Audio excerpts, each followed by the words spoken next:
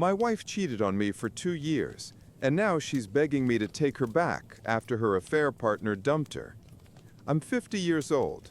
I've been married to M, 48, for more than 2 decades, 23 years to be exact. We have 3 kids, Rachel, 22, Jake, 19, and Ava, who's almost 18. A week ago, M sat me down and confessed that she'd been having an affair with a coworker, Matt, a 27-year-old. All names changed. She told me they'd been together for 2 years and that she was finally ready to tell me everything and start a new life with him. According to her, now that all our kids are basically adults and Ava turns 18 in 2 months, it was the perfect moment to be honest. When she said the words, I felt like someone ripped the floor out from under me. Thankfully, the kids weren't home. Rachel had already moved out, Jake was away at college, and Ava was spending the day at her friend's house. I guess that's why M picked that exact moment. No witnesses. While I sat there, breaking apart, crying, pleading with her not to leave and give our marriage another chance, she kept patting my hand like I was some injured animal. And she kept saying things like, "You'll be okay. You'll find someone else eventually." She spoke to me like I wasn't her husband of 23 years, but an inconvenience she needed to soothe before walking out. When I finally managed to get a grip on myself, I told her to leave. I didn't want her in the house anymore. She looked genuinely shocked that I'd gone from begging to telling her to get out. Honestly, I was shocked too, but I said it and I meant it. She didn't argue. She quietly packed a few things into a suitcase that had obviously been prepared days earlier. That's when it hit me. She'd planned everything, including the part where I begged and she walked away. She left after an awkward attempt at a hug that I didn't return. I stood there like a statue. When she was gone, I cried for hours. I was destroyed. My marriage was gone. The woman I loved more than anything had been cheating on me for 2 years, and she didn't even seem to understand why I was devastated. She acted like none of this was a big deal, like she was the brave one who finally made a tough decision, and I was just being emotional. My mind was racing nonstop. Even now, a week later, I'm barely holding myself together, trying to stay strong for the kids. They're hurting too. When Ava came home that night, she found me asleep on the couch. The moment I opened my eyes, she could tell I'd been crying. My face was swollen, red. She kept asking what happened and where her mom was. I knew that if I said it out loud, it would become real and I'd fall apart again. And that's exactly what happened. I told her everything and broke down again. It was humiliating, but Ava hugged me and tried to comfort me. She was just as shocked as I was. I was in no state to tell anyone else, but Ava took over immediately. She called her brother and sister, asked them to come home, and then called my brother Eric, 45, who has always been the reliable one in the family. He drove over that same night, even though he lives several hours away. He understood that I needed time to grieve, to process the end of my marriage, to even function. He moved in with us temporarily. A week has passed, and he's still here. All the kids are home, too, and we're getting through this together. I still wake up feeling like I'm stuck in a nightmare. I didn't realize M leaving would break me this badly, but now I'm grateful Eric came. I can barely eat, barely sleep, and getting out of bed feels impossible. The kids have been incredible, and I'm endlessly thankful for them. I contacted my lawyer, and we've started preparing for the divorce. I haven't filed yet. I was waiting for M to do it since she was so sure about her choice. Strangely, she hasn't submitted anything. Last night, I finally found out why. Late in the evening, M called me. I almost didn't answer. We hadn't spoken since she left. But something made me pick up. The moment she said hello, I could hear it in her voice. She'd been crying, and she was completely shaken. She asked, "How are the kids?" I told her they were all home, and that my brother was here too. I tried to keep my voice as cold as possible so she wouldn't hear how much I still cared. Because I do. I still love her. I just didn't want her to know that. After my short answers, she suddenly broke down crying. I didn't expect that at all. She's the one who cheated and walked out, so why is she the one sobbing now? Before I could stop myself, I asked if she was okay, and that's when she told me everything. The day she left, she asked Matt if she could move in with him. He told her no. He said he, quote, wasn't ready for a relationship and that what they had was just fun for him. He told her he was too young to settle down, that he wanted to enjoy life before committing to anything serious. And then he added that although she, quote, looks great for her age, she's still 50 with 3 grown kids, and that's not the future he imagined for himself. He wants a woman he can build a family with, someone younger, someone who can give him the long-term life he envisions. In other words, even if he were ready for commitment, it certainly wouldn't be with her. That's when she had a full-on breakdown, because she suddenly had nowhere to go.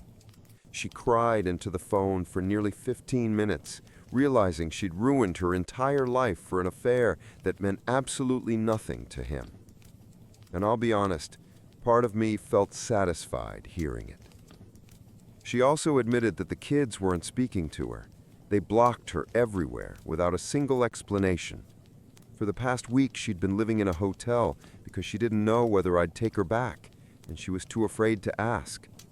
Last night, she finally snapped and called me because she felt completely lost and didn't know what else to do. Living in a hotel forever wasn't an option. So she called to ask if she could come home, if I would give her a second chance. I was stunned by the audacity. In seconds, any sympathy I had evaporated. All that was left was the anger I should have felt from the beginning. I told her immediately that there would be no second chance, just like she didn't give me one. And I told her I was glad everything blew up in her face because she earned every bit of it. Then I hung up before she could reply, turned my phone off, and went to sleep so I wouldn't think about her anymore. I was furious that she could even imagine I'd fix things for her again. That was the pattern our whole marriage. I was always the one apologizing, always trying to repair things, even when I wasn't the one at fault. I chased, I compromised, I smoothed things over. Not anymore. I can't forgive this. I don't want to. This was the reality check I apparently needed. I spent years loving her far more than she loved me, far more than she deserved. But now, it's over. I don't feel guilty for kicking her out or for refusing to let her back in. Legally, the house is mine. I paid for it. She can't force her way back in. But of course, she's now trying to spin the story to make me look like the cruel villain. When I finally turned my phone on the next morning, I found several messages from her sent throughout the night. She was furious, acting like she was the victim. She called me selfish and claimed I didn't care about her at all. Funny words from someone who cheated on her husband of 23 years. She also accused me of turning the kids against her, which is completely absurd. I didn't even know they blocked her until she told me. That was their decision, not mine. Honestly, I don't understand how any of this is supposed to be my responsibility. Maybe that's the anger talking, but this whole thing is insanity. She thinks I'm selfish because I won't give our marriage another chance after she betrayed it. And now, after her affair partner dumped her, she thinks she can crawl back and I'll just open the door like nothing happened. I know I'm doing the right thing. I'm certain of it. But I need to make sure I'm not letting anger push me into being cruel. So here I am, asking for some clarity. Am I wrong for refusing to let her come back after she cheated on me with a coworker? Update 1. Hi everyone. Thank you to every single person who took the time to respond to my first post. I'm genuinely grateful I posted it because that was the moment I finally realized just how badly Emmy had been gaslighting me. She kept manipulating me into doubting my own decision, the decision not to let her back into my home or into my life. I really did start wavering. I probably would have caved if not for you all. So thank you. You literally saved me from walking back into a life filled with pain, mistrust, and constant emotional exhaustion. A life I absolutely would have fallen into again if I let her return. Now my head is clear. And I know for certain she doesn't deserve a second chance. Not even close. It's been a couple of days since the original post, and Emmy has been flooding me with messages non-stop, trying to convince me to take her back. She's tried everything: guilt trips, emotional manipulation, over-the-top apologies, endless promises to fix everything, and repeated claims that her affair was the biggest mistake of her life. I truly don't understand how she thinks forgiveness is even an option. This wasn't some harmless argument. She cheated on me for 2 straight years. And what's worse, she still doesn't truly grasp the magnitude of what she did. Honestly, I doubt she ever will. I'm feeling much better now. Rachel and Jake have gone back home to continue their normal routines. Ava is still staying with me, helping out and keeping me company, and I'm incredibly grateful. But I also told her not to spend her summer sitting at home just because I'm hurting. I want her to go out, see friends, live her life. She's leaving for college this fall. She deserves a summer filled with joy, not tension. My brother Eric is still living with us, and I cannot express how thankful I am for that. He's not the most emotional person, but his presence alone helps me breathe easier and keeps my mind from spiraling. I know he'll eventually go back to his own life, but while he's here, I'm beyond grateful. There's something else I wanted to mention. The smaller, everyday things that hit harder now that Emmy is gone. She used to handle the cooking and laundry because she genuinely enjoyed those tasks, and the kids and I took care of dishes, trash, and cleaning. Now that she's out of the picture, Eric and I have taken over everything. And that's fine. Ava has her own life, and I refuse to tie her to the house just because things have changed. As for the legal side of things, my lawyer and I officially filed for divorce yesterday. I realize now, with nowhere to go, Emmy was never going to file herself, not when she suddenly decided she wanted to come back. In a couple of days, she'll be served the papers. And then the real battle begins. Honestly, even thinking about it exhausts me. I never imagined I'd reach a point in life where divorce was my reality, but here it is. It's a disgusting, heavy feeling. But I don't have a choice. And at least I know I did everything I could to save the marriage. This outcome isn't on me, it's on her. I'm grateful that all of our kids are adults now. I don't know how I'd survive a custody battle on top of everything else. Update 2. Emmy was served the divorce papers today, and judging by her messages, she took it very badly.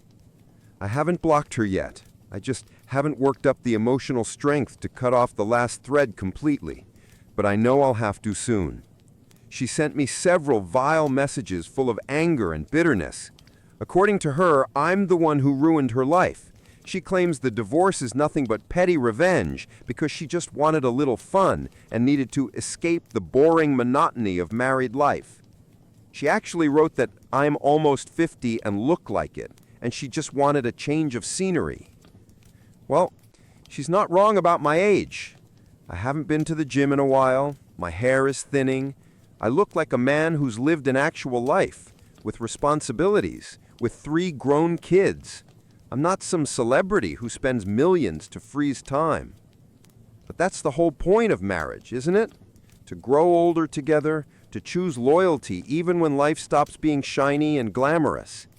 She chose the first young guy who paid attention to her, and somehow that's supposed to be my fault.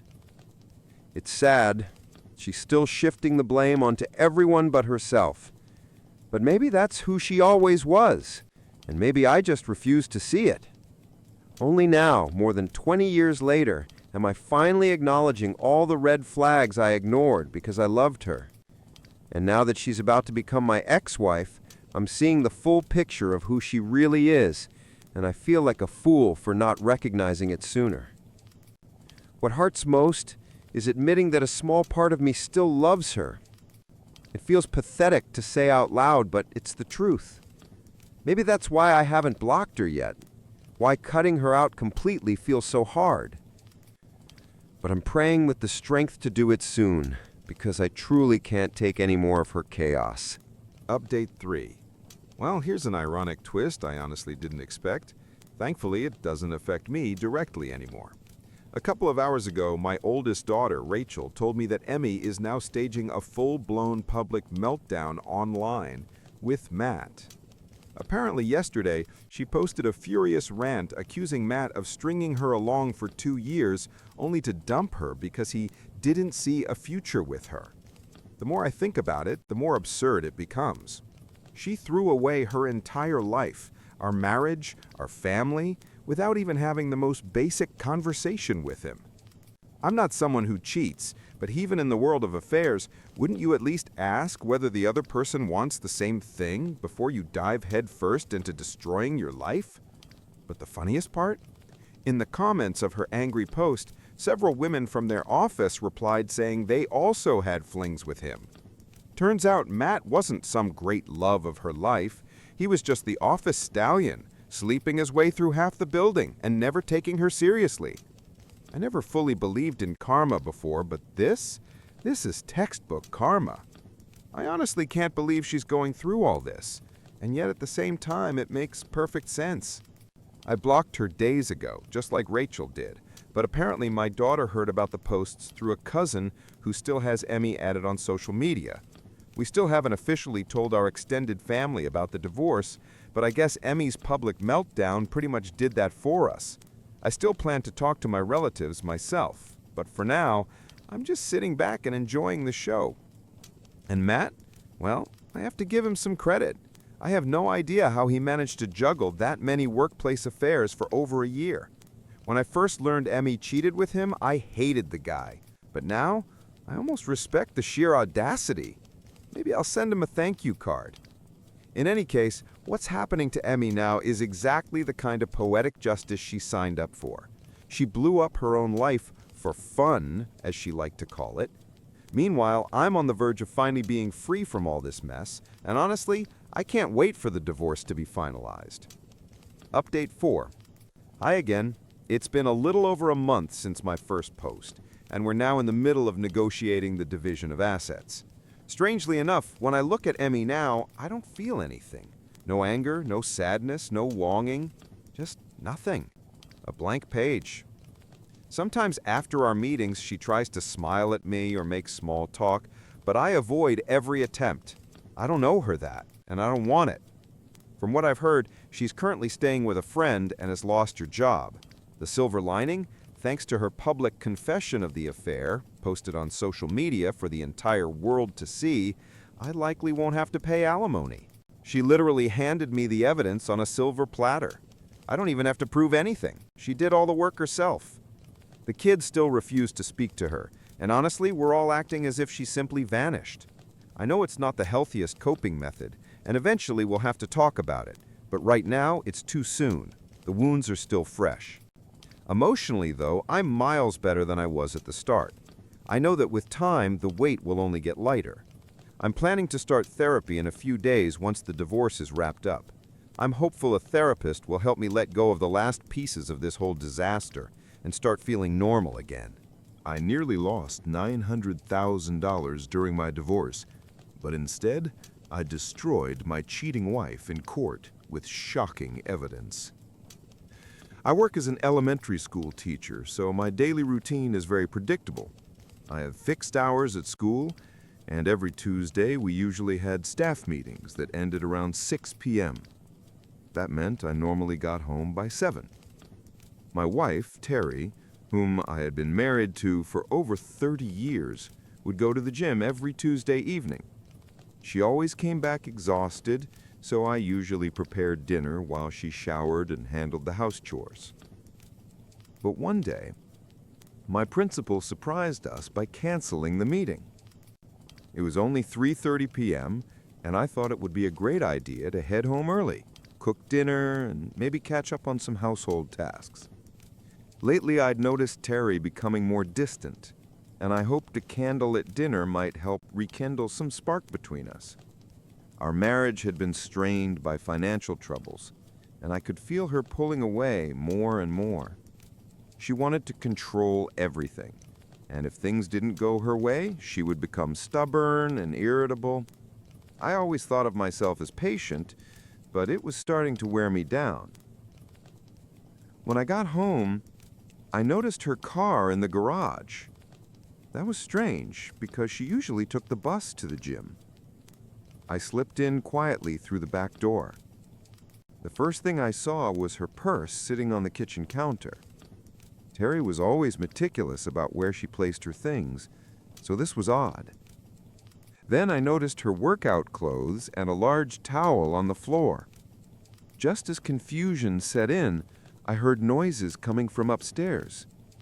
My first thought was that she might not be feeling well, so I cautiously started up the stairs. That's when I stumbled over a pair of men's shoes. Scattered on the steps were pants, a shirt, socks, and worst of all, Terry's lingerie, the kind she only wore for anniversaries or special nights. My blood ran cold. I froze on the stairs, heart pounding, stomach turning. For a moment, I thought I might faint. I sat down, trembling. Then anger began to boil inside me, an emotion I rarely allowed to take control. Years of teaching had given me patience, but this was beyond anything I could manage. I moved quietly toward the bedroom. To reach it, you had to pass through the walk-in closet. The door was cracked open just enough for me to see inside.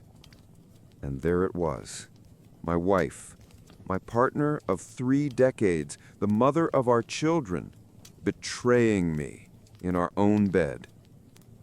I pulled out my phone and hit record. I knew I would need proof, not just for myself, but for the storm that was about to follow. Watching it unfold before my eyes was like living through a nightmare I couldn't wake up from. Terry, the woman who claimed to love me, who volunteered at charities, who acted like the perfect wife, was now just another liar. I couldn't watch anymore. I stopped recording, slipped out of the house, and just walked aimlessly. Eventually, I ended up in a park miles away. I sat on a bench, splashed some water on my face, and played the video back. The sound was low, so nearby kids wouldn't hear, but on that screen was the collapse of my marriage, my family, my entire life. And there in the park, I broke down and cried. By the time I got back home, it was around 7 p.m., my usual return time on meeting days. Terry greeted me at the back door with fake concern. "Do you want me to get you something to drink?" Her eyes were full of feigned worry, but I couldn't bring myself to tell her the truth. My voice shook as I muttered, "Not really. I think it's just my stomach. I'm going to take a shower and sleep it off." "All right, but take a bucket in case you throw up. I don't want to ruin the clean sheets," she said casually. That almost broke me. Those clean sheets had already been ruined, stained by betrayal. I replied more firmly, "I'll sleep in the guest room tonight." And that's exactly what I did. For the next few days, I pretended to be unwell. She went on with life as if nothing had happened, while I carried the weight of the recording in my pocket. The evidence that my marriage was nothing but ashes. When Monday came, I finally decided what to do next. I needed answers. Was this just a one-time betrayal, or had it been going on for a while? The next morning, I told the principal that I had to undergo an unexpected medical procedure and wouldn't be able to teach for a few days. A substitute was arranged, which gave me the freedom I needed. On Tuesday, I left home as usual, but parked several streets away, then walked back quietly, cutting through neighbors' yards. I knew all the back routes and moved carefully so no one would notice me. I slipped into our detached garage and changed into casual clothes and soft shoes to keep silent. Then came the waiting. I remembered that the last time I'd come home early, there hadn't been any strange cars parked outside. That meant her lover probably came on foot. I crouched behind the hedge and bushes near our front entrance, hidden but with a clear view of the door. Terry carried on her morning as if everything was normal. Washing dishes, starting the dishwasher, vacuuming, dusting. Around 11:30, she went upstairs. I heard the shower running, followed by the toilet flushing. After about 45 minutes, she came back down and left the front door slightly open, an unspoken invitation for her guest. It didn't take long. Around 12:30, he showed up. I didn't know who he was at first, but I managed to capture about 10 seconds of video on my phone. It showed his side profile and almost a clear shot of his face. He didn't hesitate, he just walked straight into my house.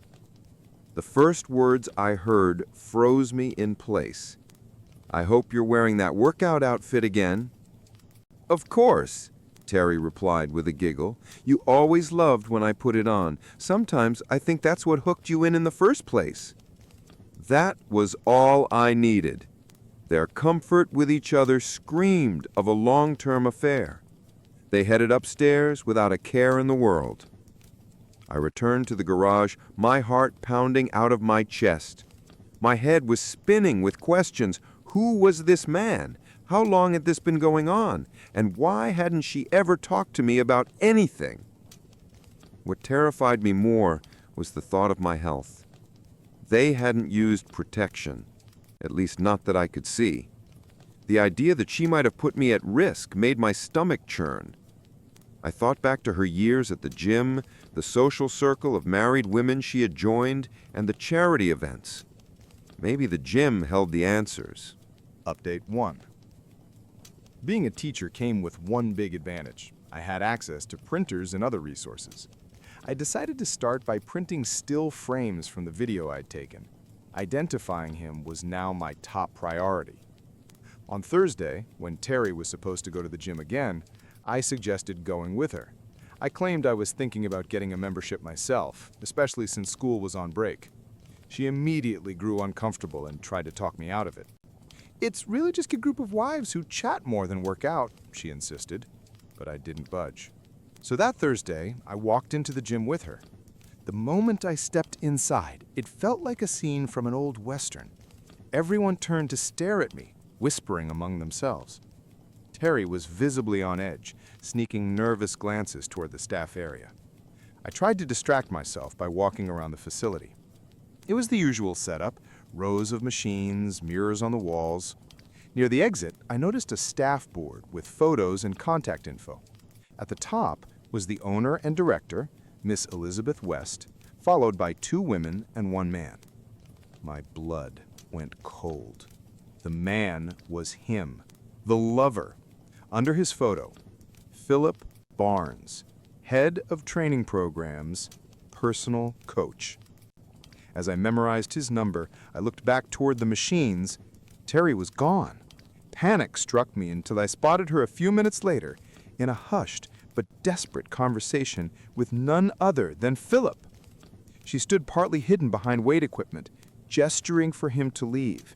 Then she quickly returned to her machine as if nothing had happened. She didn't realize I'd seen it all.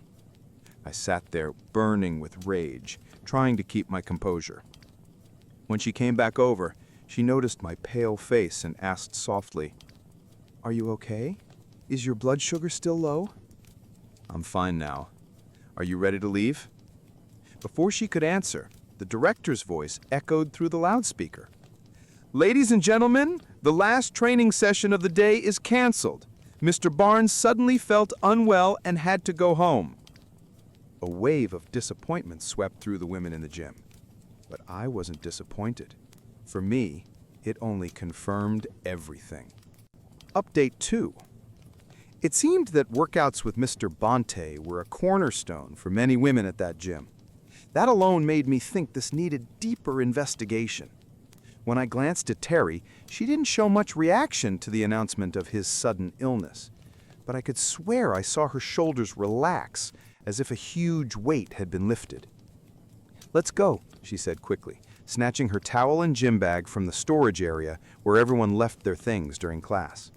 We were just stepping out when a woman approached us, someone I didn't immediately recognize. "Hello," she said nervously. "Sorry, I'm new to all this and lost track of time. my son Timothy's here, right? That wasn't usual. New parents often struggled with pickup procedures. I reassured her I'd get Timothy while colleagues covered the remaining kids. I found him near his classroom, chatting with another student. "Hey Tim, your mom's here. Let's head to the pickup area." He looked puzzled. He was in the last year of elementary school, old enough to not lose track of time. "That's weird," he muttered. "Mom's usually busy with her fitness instructor on Friday afternoons. Back at my old school, she often didn't come until 5:30. The word fitness instructor hit me like a hammer. My heart pounded as I casually asked, "Oh, that's great she takes care of her health. Do you happen to know his name?" "Yeah, it's Bonte or something like that.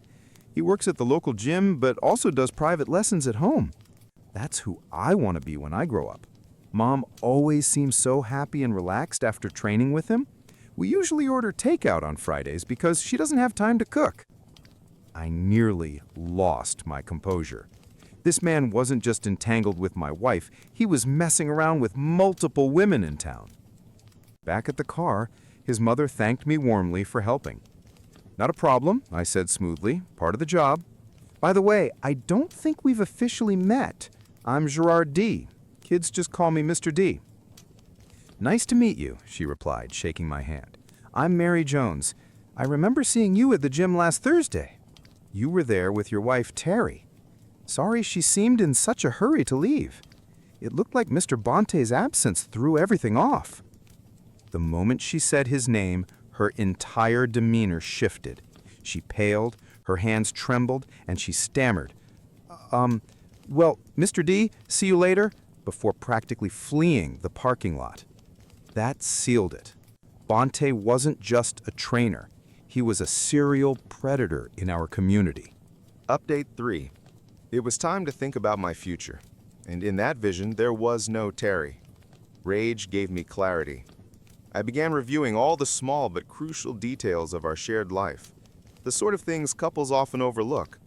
Who pays which bills? Which insurance company do we use? When are utilities due? From which account do we make automatic payments? I discovered the mortgage had only a small balance left. My retirement account had grown to an impressive $900,000, thanks to mandatory contributions from our teachers' union.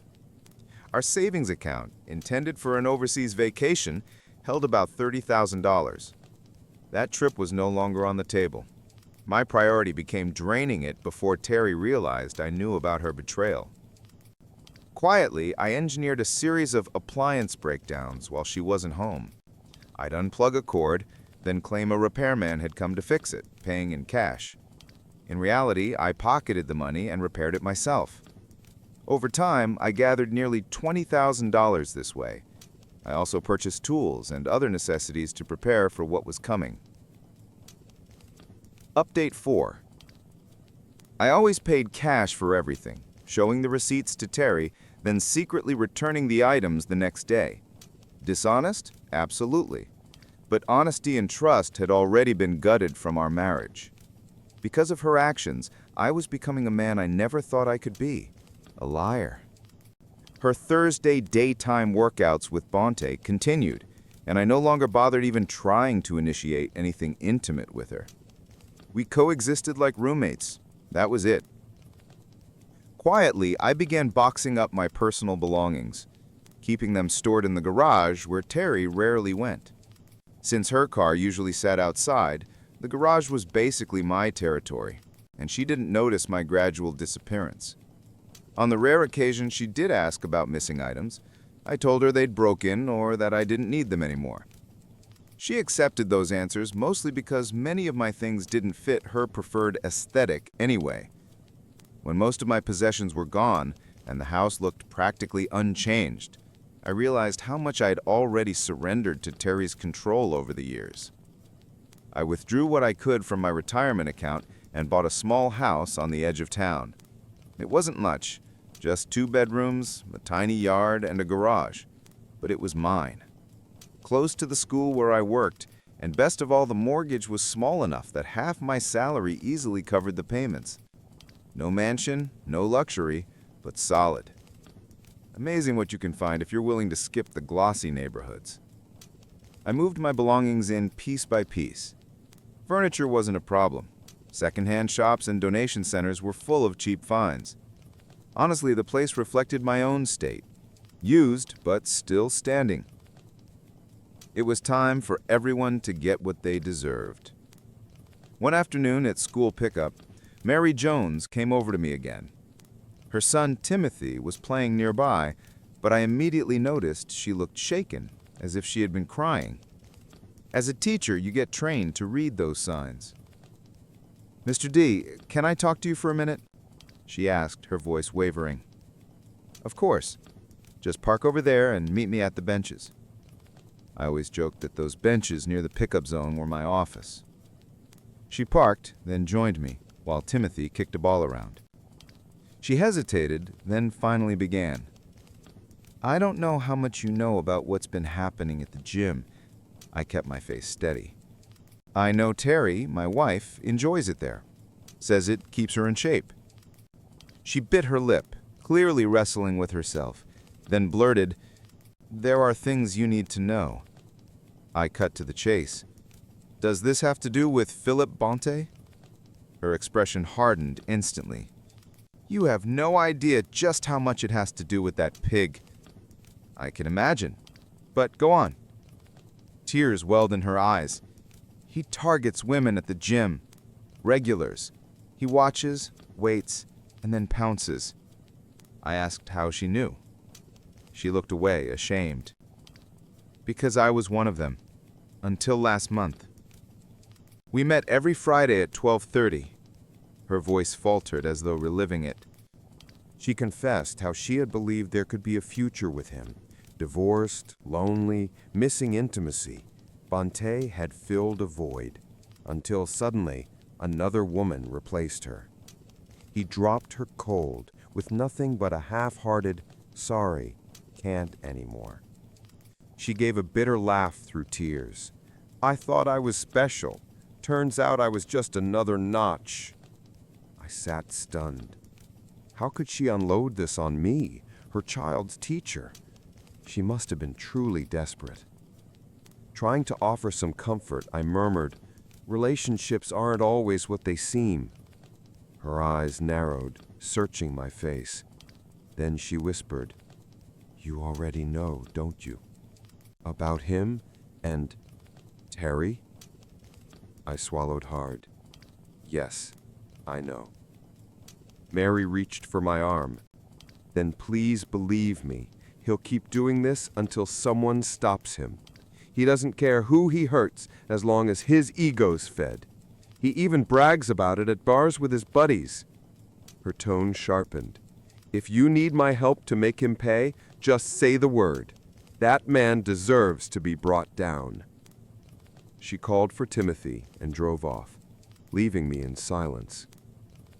I sat there, mind racing. Oddly, I felt a flicker of relief. Her confession made my plan for revenge seem less like an act of a betrayed husband and more like a moral obligation. Bonte wasn't just wrecking my life.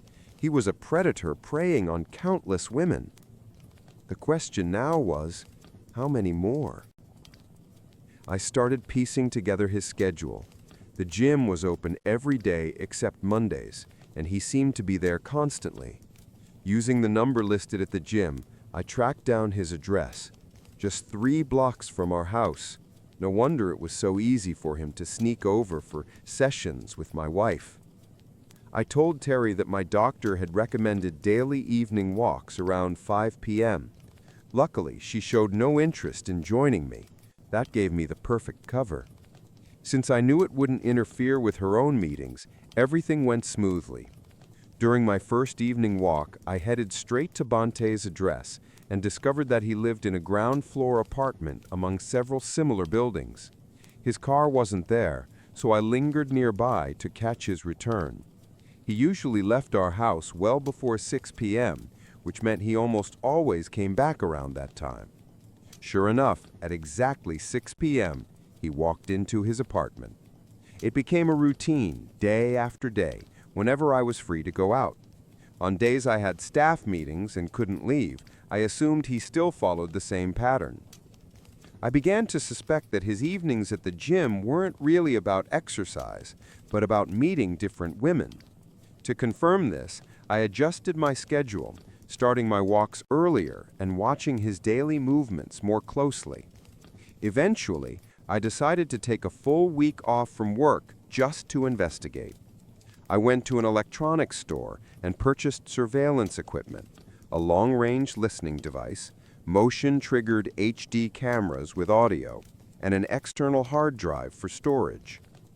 On Monday, after setting everything up, I installed the first camera inside Bonte's apartment. Luckily, his place was small, almost like a studio with a kitchenette and dining space. One camera was enough to cover the entire living area, except the bedroom. Breaking in was shockingly easy. He hid his keys under the doormat. Careless. All I had to do was wait for him to head to the gym, slip inside, place the camera, and leave. From then on, every sound or movement in his apartment was recorded and streamed straight to my laptop, time-stamped and secure.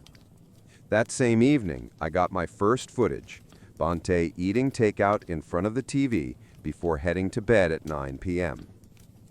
The next day, I slipped into the gym through the back entrance after closing time and set up a second camera in a private room where clients were usually assessed.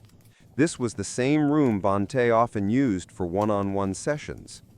By Wednesday, when Terry went out shopping, I had already installed the third and fourth cameras, one in our bedroom and another in the living room.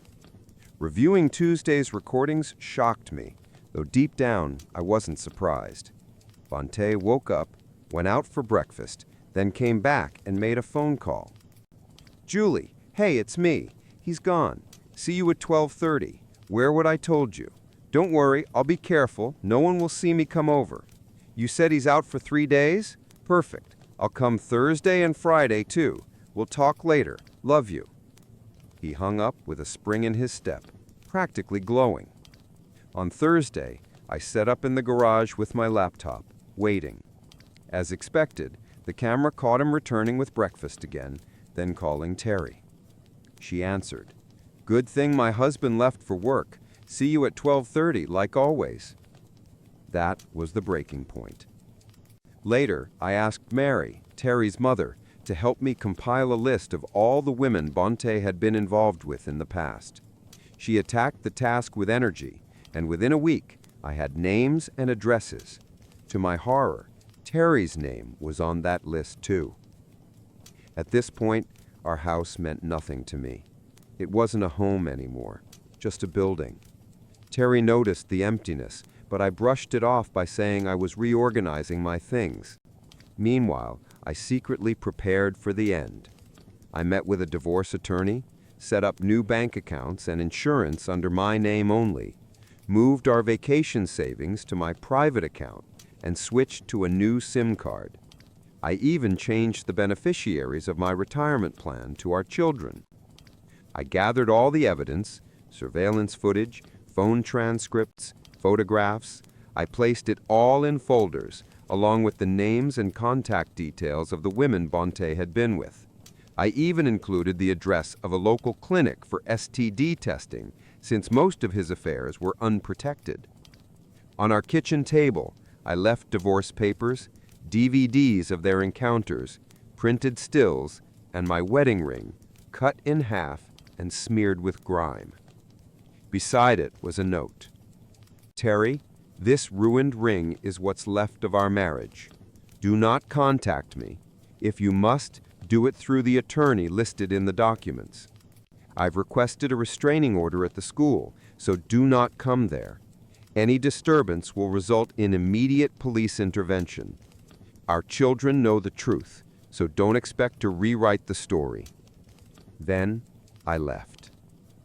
In the weeks that followed, everything fell apart for them. Word of the scandal spread quickly. The gym owner was forced to shut down and leave town. Bonte was later found beaten in an alley downtown. Divorce filings surged in our area, and several houses went up for sale. Terry came home that day, found my farewell package and fainted on the spot. A neighbor called an ambulance. She later tried to contact me, but I ignored every attempt. Eventually, she even stormed the school, which ended in her arrest. After that, her efforts stopped. Our children didn't hold back. They confronted her openly, disgusted by her betrayal. Thankfully, they had inherited stronger values from me, not her. The divorce went through, and financial matters were settled. Terry had to sell the house and move into a smaller place on the outskirts of town. By then, she was known around the community as the gym slut. Every time she went out, whispers and mocking glances followed. Shame and depression eventually pushed her into psychiatric care. As for me, I kept teaching, rebuilt my life, and now live peacefully in my new home. My sister-in-law stole 2,000 euros from me and my husband, and then called us cruel, selfish monsters for wanting the money back. This happened in a large German city. My husband's sister is 55, and her equally useless husband is 57. They're always broke and constantly whining about it. For more than 10 years, they've been running to the family with their hands out, expecting someone else to pay their bills. Their household debt is well into six-figure territory. My sister-in-law is a trained physical therapist, and her husband is the kind of man who insists that because of his skin color and age, he shouldn't even bother applying for jobs. No one will hire me anyway. Whenever someone asks why neither of them works, she always says her back hurts, and he claims his knees are bad. He's in his 50s, not 90, and his claim of no jobs for people like me is pure nonsense. I used to work at a staffing agency and personally sent him several positions he was perfectly qualified for. He refused all of them because 20 euros an hour is too low. That would have been over 3,000 euros a month before taxes. But apparently, standing up from the couch wasn't worth it. Anyway, summer. Her birthday's coming up. We're hosting a family barbecue. She gathers everyone and launches into a speech. She wants to buy a car and asks the family for 8,000 euros, plus another 3,000 euros for a luxury massage mat. And of course, this time she promises she'll actually pay the money back. We ask why she even needs a car and how she's planning to pay for insurance, fuel, taxes, and maintenance when she has no income. She replies, "My husband is American. He refuses to use public transport. He's used to driving and he needs a car to visit friends. Public transport is unbearable for him." When we ask how they expect to afford a car beyond the initial purchase, she becomes hostile and starts insulting us. According to her, we're cruel for asking humiliating questions and trying to make her feel inferior. And besides, she offered to repay it, so what's the problem?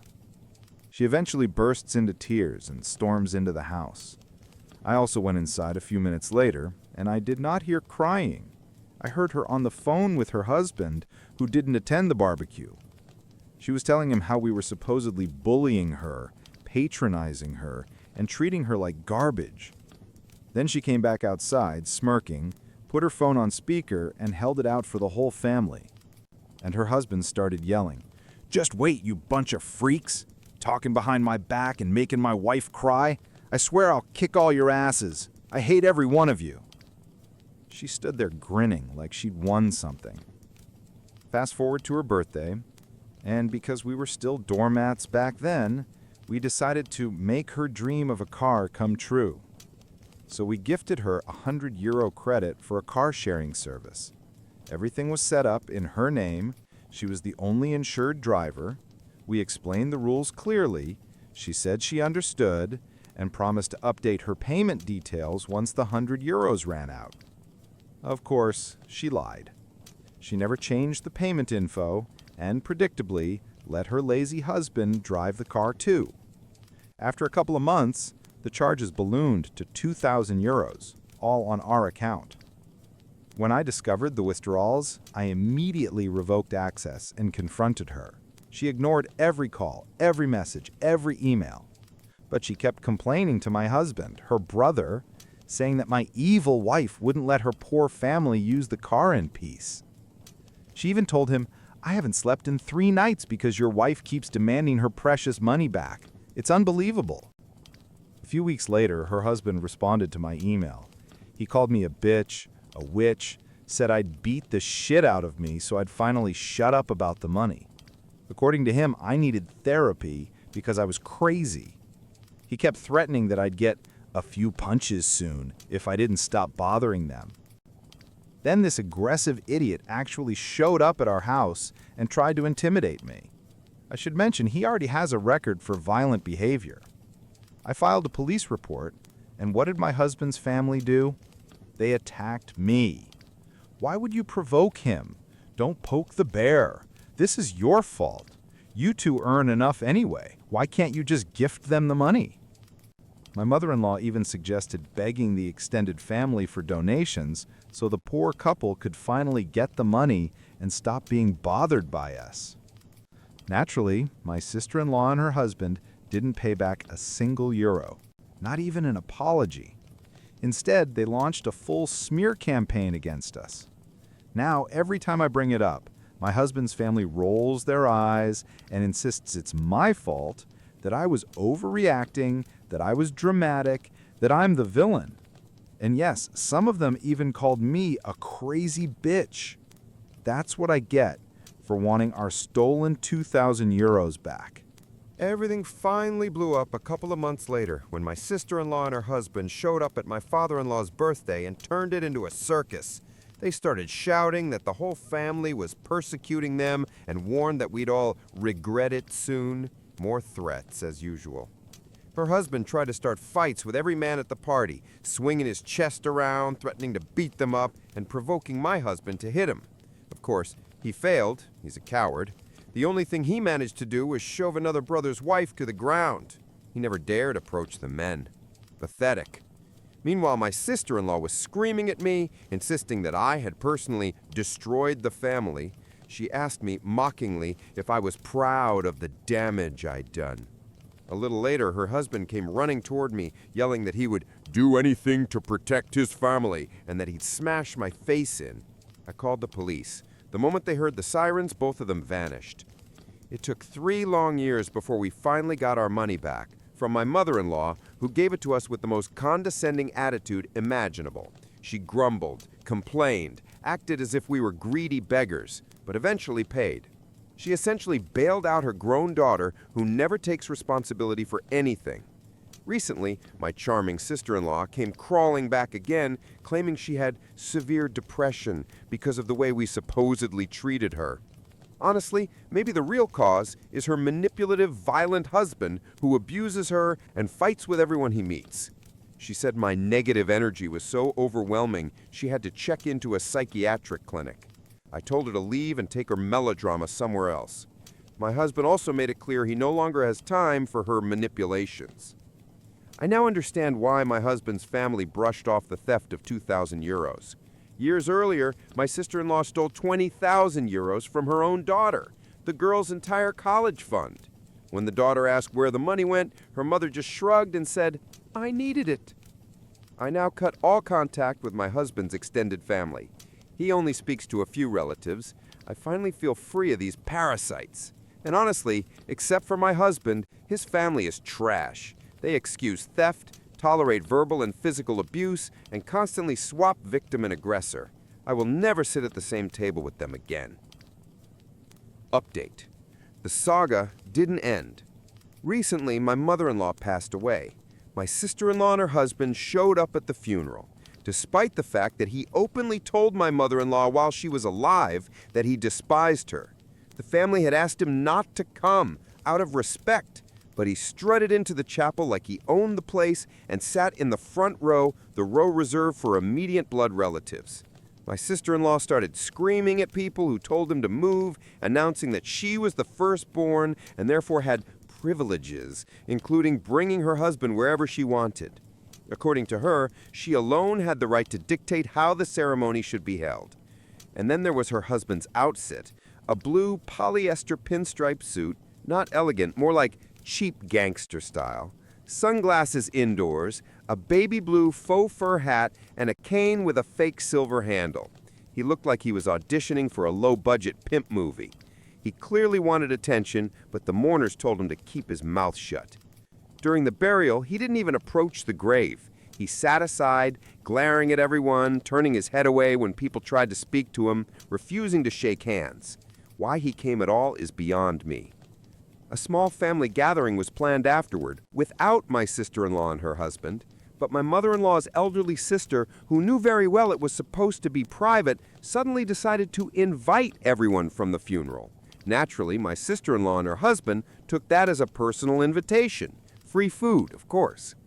And since they lack any sense of dignity or restraint, my sister-in-law and her younger daughter found it appropriate to scream at my husband, who had just buried his mother, because he didn't want their precious patriarch at the funeral. They shrieked like banshees in the middle of the street.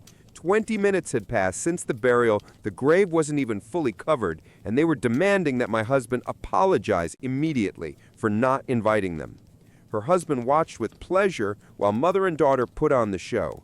He finally got the narcissistic boost he craved. While walking toward the gathering place, still yelling at my husband, they accused him of being insane for letting his wife file a fake police report against their innocent family man. My sister-in-law's 18-year-old daughter flipped him off, insulted him repeatedly, and called him crazy, all while he was grieving. His husband observed it all with a satisfied smirk. His poison now runs in both his wife's and daughter's veins. The funeral was probably the best day of his life. 2 psychologists later diagnosed him as both a narcissist and a sociopath. And finally, I partially blame my sister-in-law for my mother-in-law's sudden death. My MIL had lung cancer and struggled to breathe. 3 days before her death, she called her daughter, my sister-in-law, and begged her to apologize to me and my husband for the stolen money, hoping for some peace in the family. My sister-in-law screamed at her so violently that an ambulance had to be called. My MIL went into respiratory distress from the emotional shock. She died 2 days later. My uncle has been draining money from my 100-year-old grandfather's bank account every single month. My grandfather, on my mom's side, had 2 children, my mother and my uncle. My grandmother passed away more than 30 years ago, and my mom died 3 years ago. Until last year, my grandfather was living with my uncle, a drug addict, in a rundown apartment outside my city. Almost 2 years ago, my uncle collapsed and badly injured his hip when he fell. He needed surgery and a long rehabilitation. Only then did my cousin and I fully realize the horrifying conditions my grandfather had been living in. The apartment wasn't just messy, it was a genuine biohazard. Filthy clothes, blood-stained rags, smells that made you gag, the place was uninhabitable. It took a few months to sort everything out, but last year I finally managed to bring my grandfather home with me.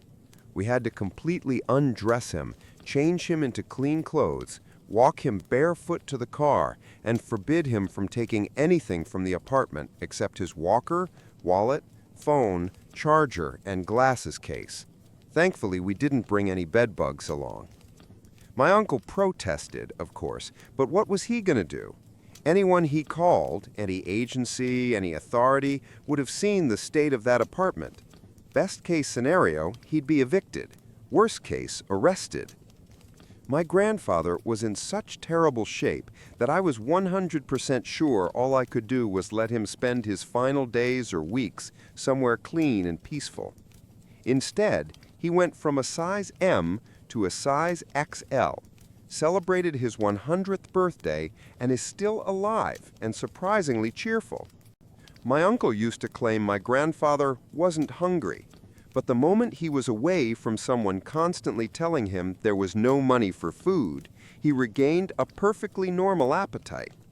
He mostly wanted pudding, and the doctor said to let him eat whatever he wanted.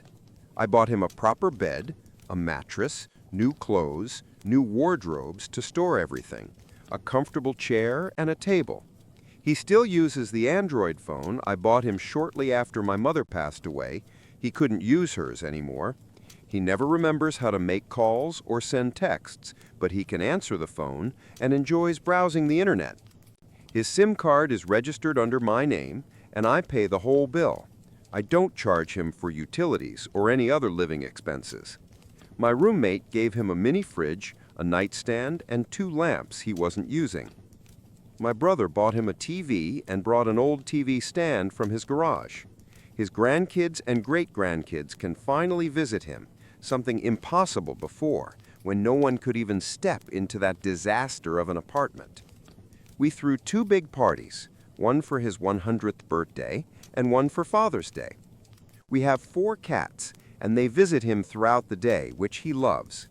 I registered him to vote at my address and send in his mail-in ballots for every election. I managed to get him enrolled in a VA home care program. Now doctors come to the house, do checkups, give vaccines, draw blood, all the things my uncle would never allow because you couldn't let a medical professional into that level of filth. A social worker came to document his end-of-life care preferences. A caregiver comes 3 times a week to help with bathing, shaving, and hygiene. And we even found a podiatrist who does home visits for seniors. Elderly toenails get insanely thick and hard. You can't just clip them like normal, so now his feet no longer look horrifying. When we moved him, my uncle handed over his debit card. He must have realized I'd cancel it and order a new one anyway. A few weeks before the move, I had taken one of my grandfather's bank statements from the apartment, so I had his account number and he knew his social security number. Thank God, otherwise I couldn't even refill his prescriptions over the phone. With his permission, I set up mobile banking on my phone to keep track of his balance and the deposits from Social Security and his military pension. His main expenses are medications, grocery delivery, and $300 a month to a debt collector. Because, of course, years ago he once gave my mother his credit card and she drank herself to death, leaving the debt unpaid for years. We received a letter shortly after updating his address. The debt was in his name, and I didn't want him harassed while alive or leave problems after he's gone, so I arranged a payment plan online. In 3 months, it will be fully paid off. My uncle also left several of my grandfather's medical bills unpaid, and eventually set up a tiny monthly payment, just enough to keep collectors off his back. Paying the full amount would mean he'd have less extra money left to steal. I paid off that debt in full. Naturally, my uncle had been taking every bit of money my grandfather had while they lived together. In the first month after I moved Grandpa in with me, my uncle tried to claim that he still had to pay half the rent because his name is on the lease. I double-checked and even called the property manager using the number posted in their lobby. I explained why we had to move my grandfather out and asked when their lease expired. The manager sounded confused. Grandpa's name wasn't on the lease at all, only my uncle's. What a surprise.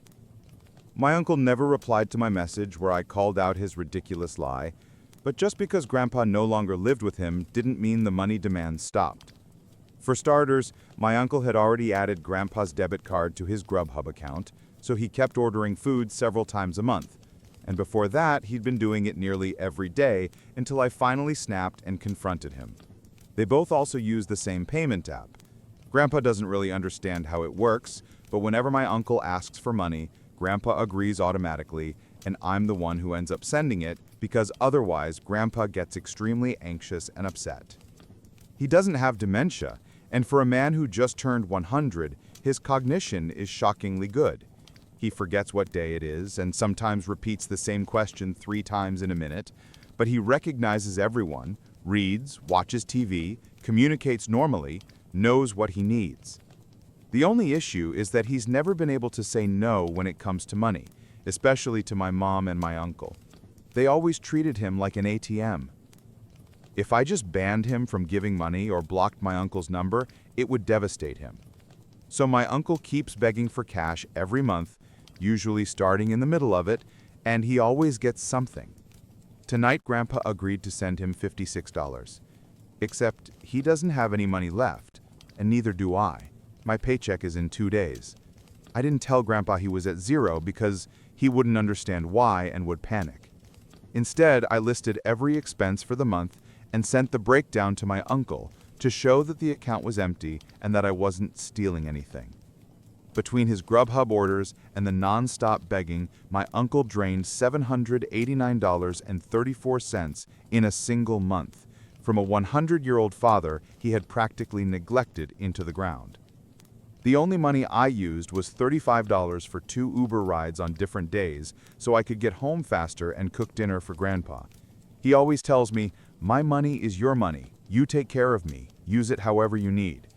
I would never drain his account, but occasionally I use a few dollars just to get home quickly to cook or take care of the house. I never spend it on myself. And what did my uncle say? That I shouldn't have set up a payment plan for that old credit card debt at all? No one is going to come after a 100-year-old man. Not paying debts is basically his life philosophy. When the electric bill arrived while he was in the hospital, he told me, just throw them $50 so they don't shut the lights off.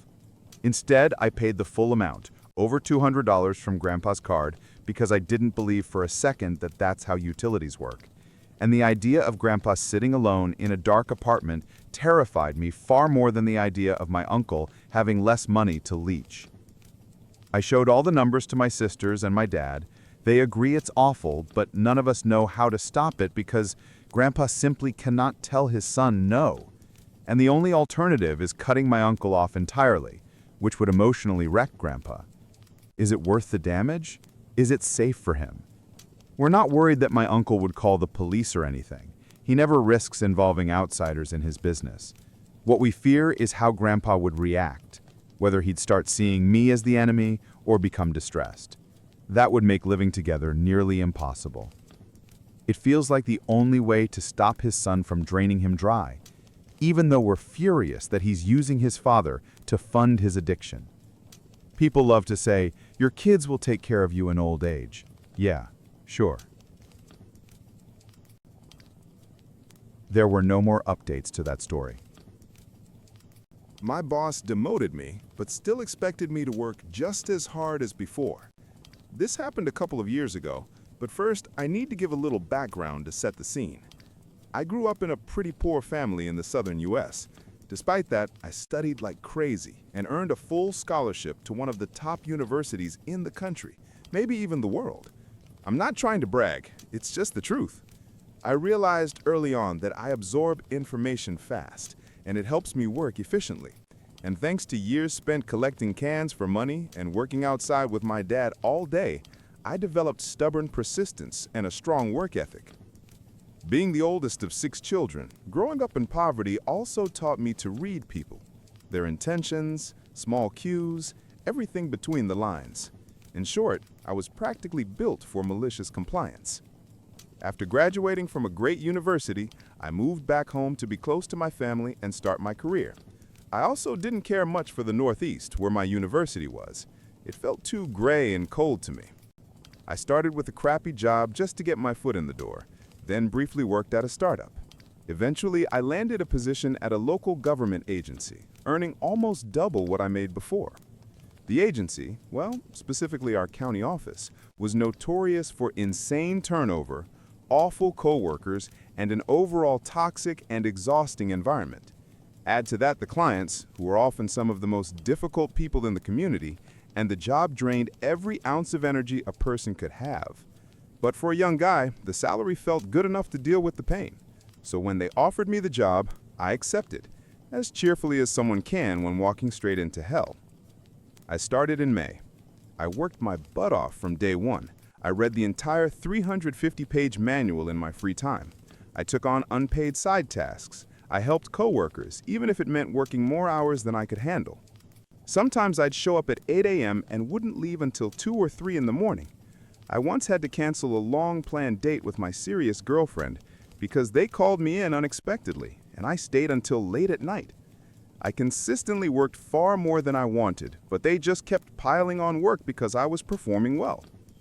My supervisor would always say things like, "That's just how things are here. It's for the good of the agency. The best employees are the ones who sacrifice themselves for everyone else." Outside of work, she seemed like a perfectly pleasant woman, but a small part of me grew more irritated every time I heard those lines. By June, only 1 month in, I was already looking for escape routes, just like all the talented people who quit before me. I reached out to an MBA program that had always interested me, and they told me I should apply. Within a couple of days, the program director contacted me personally and scheduled an interview. The interview lasted 15 minutes. He thanked me for my time and ended the Skype call. Before the week was over, I received an email offering me a full ride scholarship plus a small but very useful monthly stipend as long as I agreed to work as a graduate assistant for 20 hours a week during semesters. I was thrilled and signed the acceptance document immediately. Just like that, in under a week, I went from drowning under a growing mountain of stress to becoming a future graduate student. The program began in January, which gave me about 5 months. I decided I'd stick it out at the agency, save as much money as possible, and then leave in December. Since I'm an honest person, I told my supervisor about my plans and explained that I'd be resigning at the end of December because I'd been given an incredible MBA opportunity. She congratulated me, said she was glad for my success, and told me she'd think about the next steps and get back to me soon. A couple of weeks passed, each day draining me a little more, like a river slowly eroding its banks. Finally, she called me into her office for a meeting. She told me I could stay with the agency, but only if I agreed to move into what she called a contract position. She said they needed me to vacate my current role so they could open it as an official vacancy and prepare it for a new hire. She insisted that all of this was for the good of the agency, and that someone as principled, hardworking, and ethical as me would agree to such terms, and should agree to them. Remember those words, because they'll matter later. I asked what exactly would change, and she gave me a vague summary. That wasn't enough for me. She wasn't a terrible manager, but life taught me one rule: never sign anything unless you've personally read every line. So I requested a week to decide and asked for all documents detailing every change, benefits, duties, restrictions, everything. She promised to bring the paperwork the next day. And that's where the malicious compliance began. The following afternoon, she handed me 12 double-sided pages packed with text. Every page was filled with size 10 times New Roman, the kind of formatting that makes sentences blend into each other like wet ink. Even the most dedicated reader would fall asleep halfway through it. I read the packet that night, and with each page, my mood sank lower and lower. I was losing nearly every benefit except my accumulated overtime. My title was being reduced. Several privileges I had earned were simply gone. But halfway through, something changed.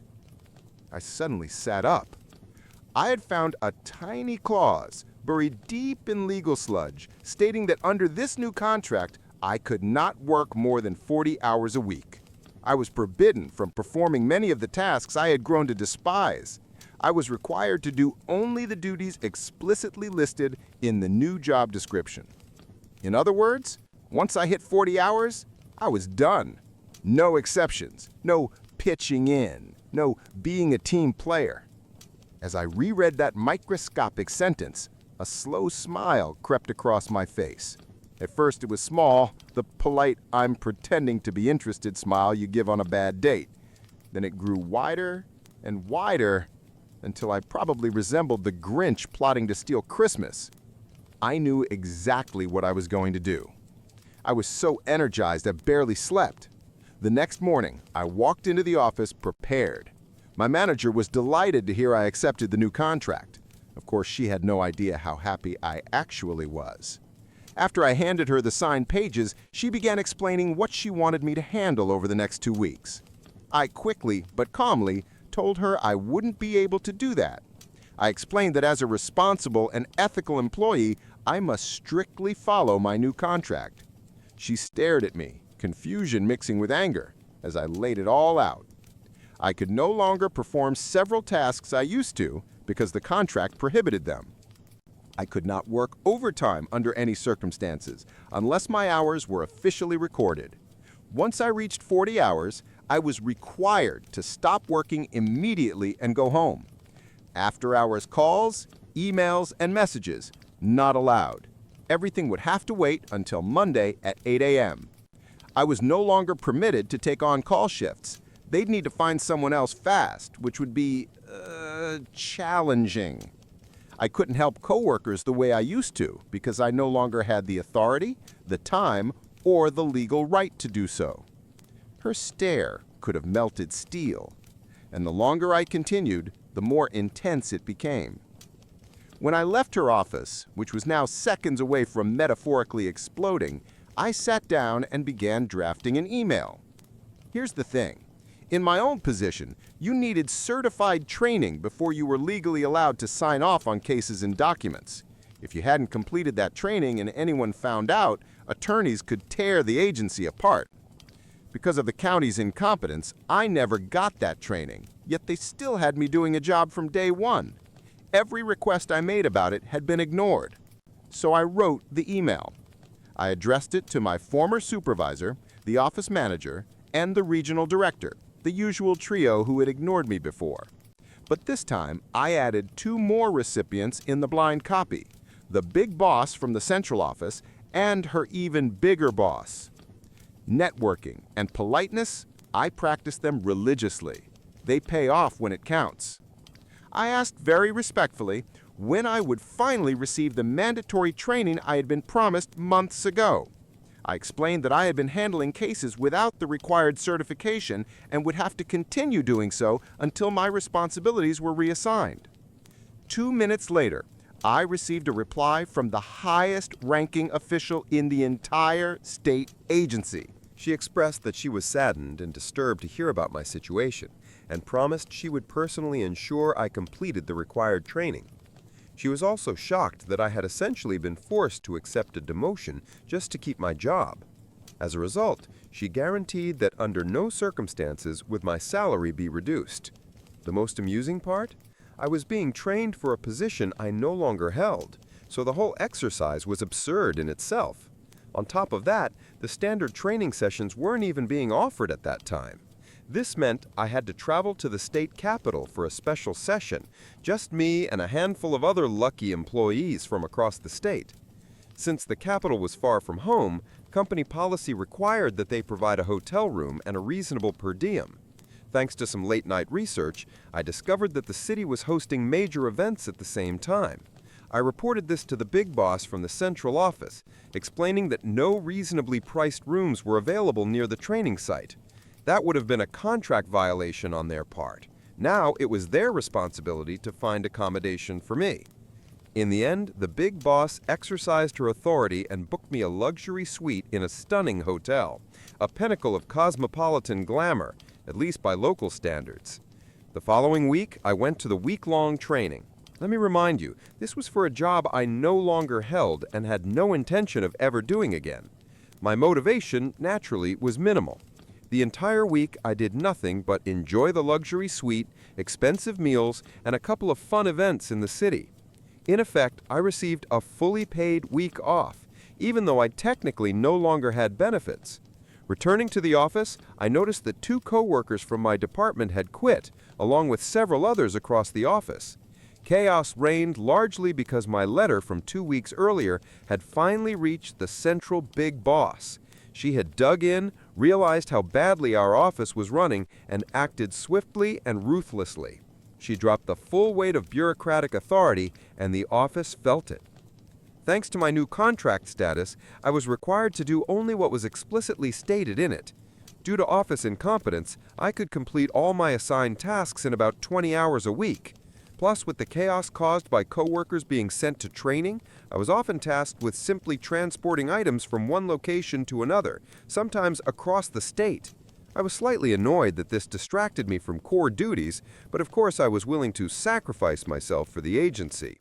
It allowed me to easily rack up hours, sometimes working 16-hour days doing almost nothing and getting paid for the mileage. I would sit at my desk, headphones on, quietly watching the world burn around me. My office life until my departure was simple: handle minor tasks, then do absolutely nothing, browse the internet, watch YouTube, etc., until I reached 40 hours for the week. Often I could leave for the weekend by Wednesday afternoon or Thursday morning. My life had shifted from a nightmare to a balanced existence. I began enjoying life again, spending time with my girlfriend, playing video games, and pursuing hobbies. I even used accumulated overtime to pay for a Caribbean cruise in November, which I was thrilled about because many childhood friends were going. My once formidable, now comparatively humble boss quietly wished me a good vacation and expressed hope I'd return. I joked that I couldn't promise anything. I enjoyed a week in warm waters and on the islands, experienced the pleasure of cruising like a pro, and reflected on what I wanted from life, work, and myself. Back at the office on Monday, I waited for my boss. When she entered, she already knew what I would say. I could see the joy drain from her face, leaving only a hollow shell. I informed her that, unfortunately, I couldn't stay until the end of December. I needed to leave 2 weeks early due to unforeseen complications in my transition to the MBA program. She replied with a weary, strained tone, "I understand. Thank you for your 6 months of service. I'm sorry to see you go." And that's how I turned a demotion into a fully paid week off and nearly 4 months of easy work.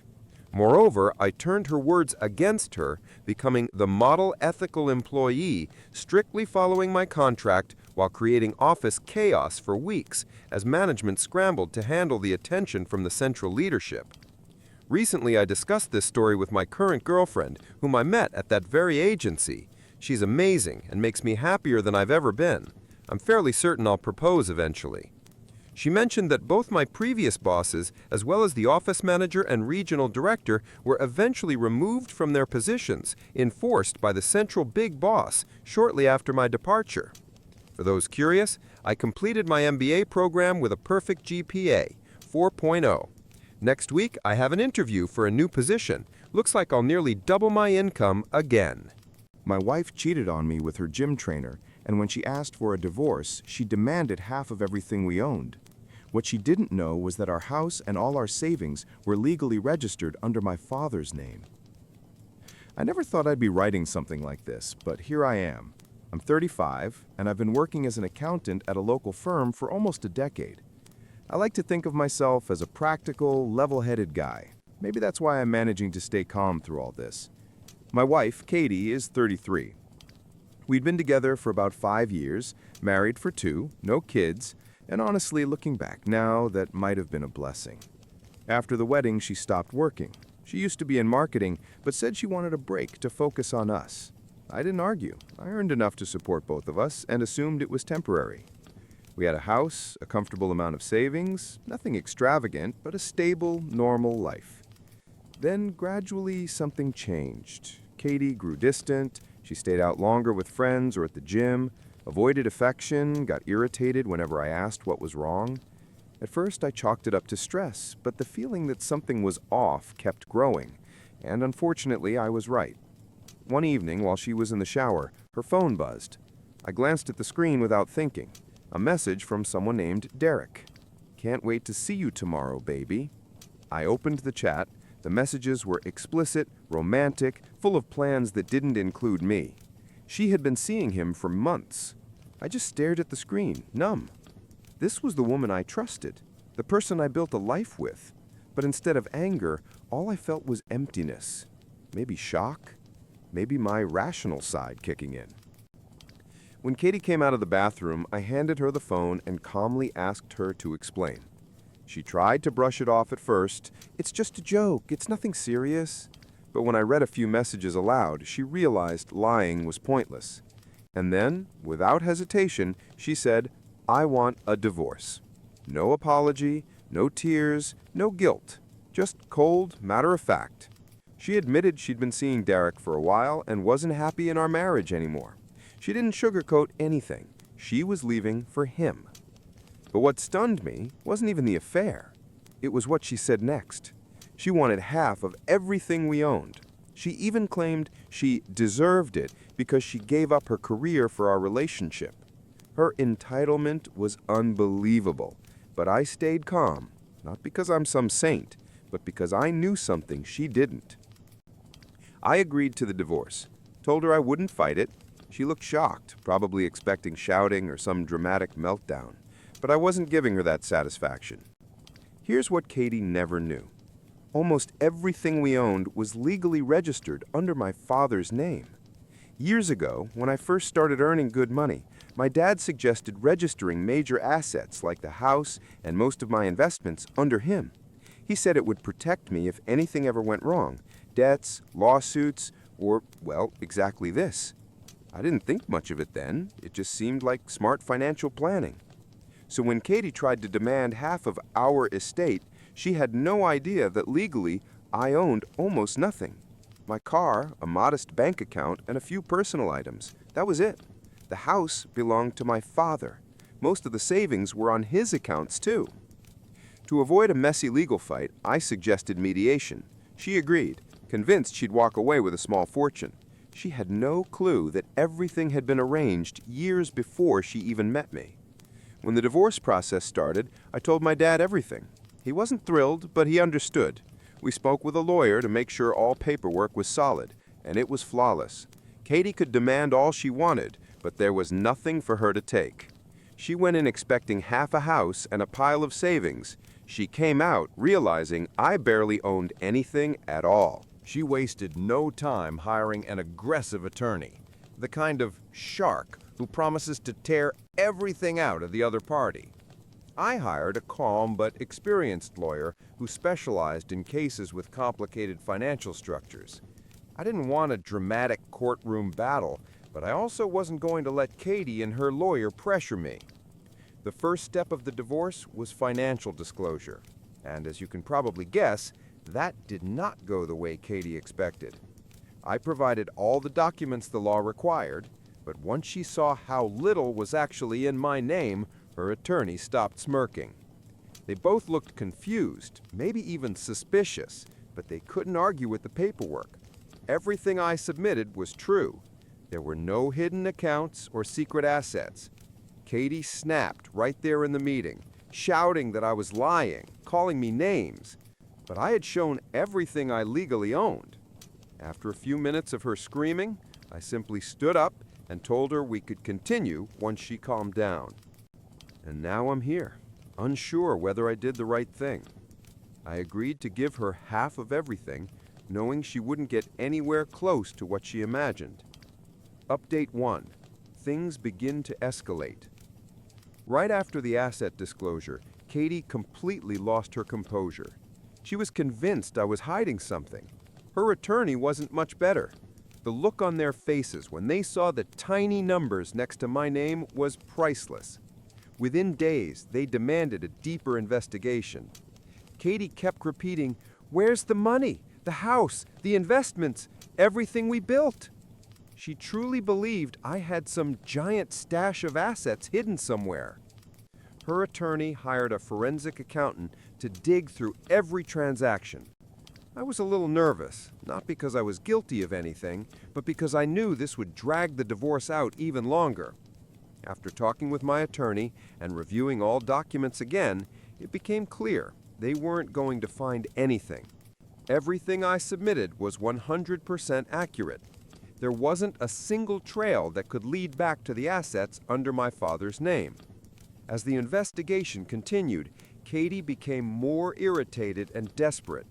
She was used to getting what she wanted, and this time there was nothing to take. The realization that she'd walk away with almost nothing was unbearable for her.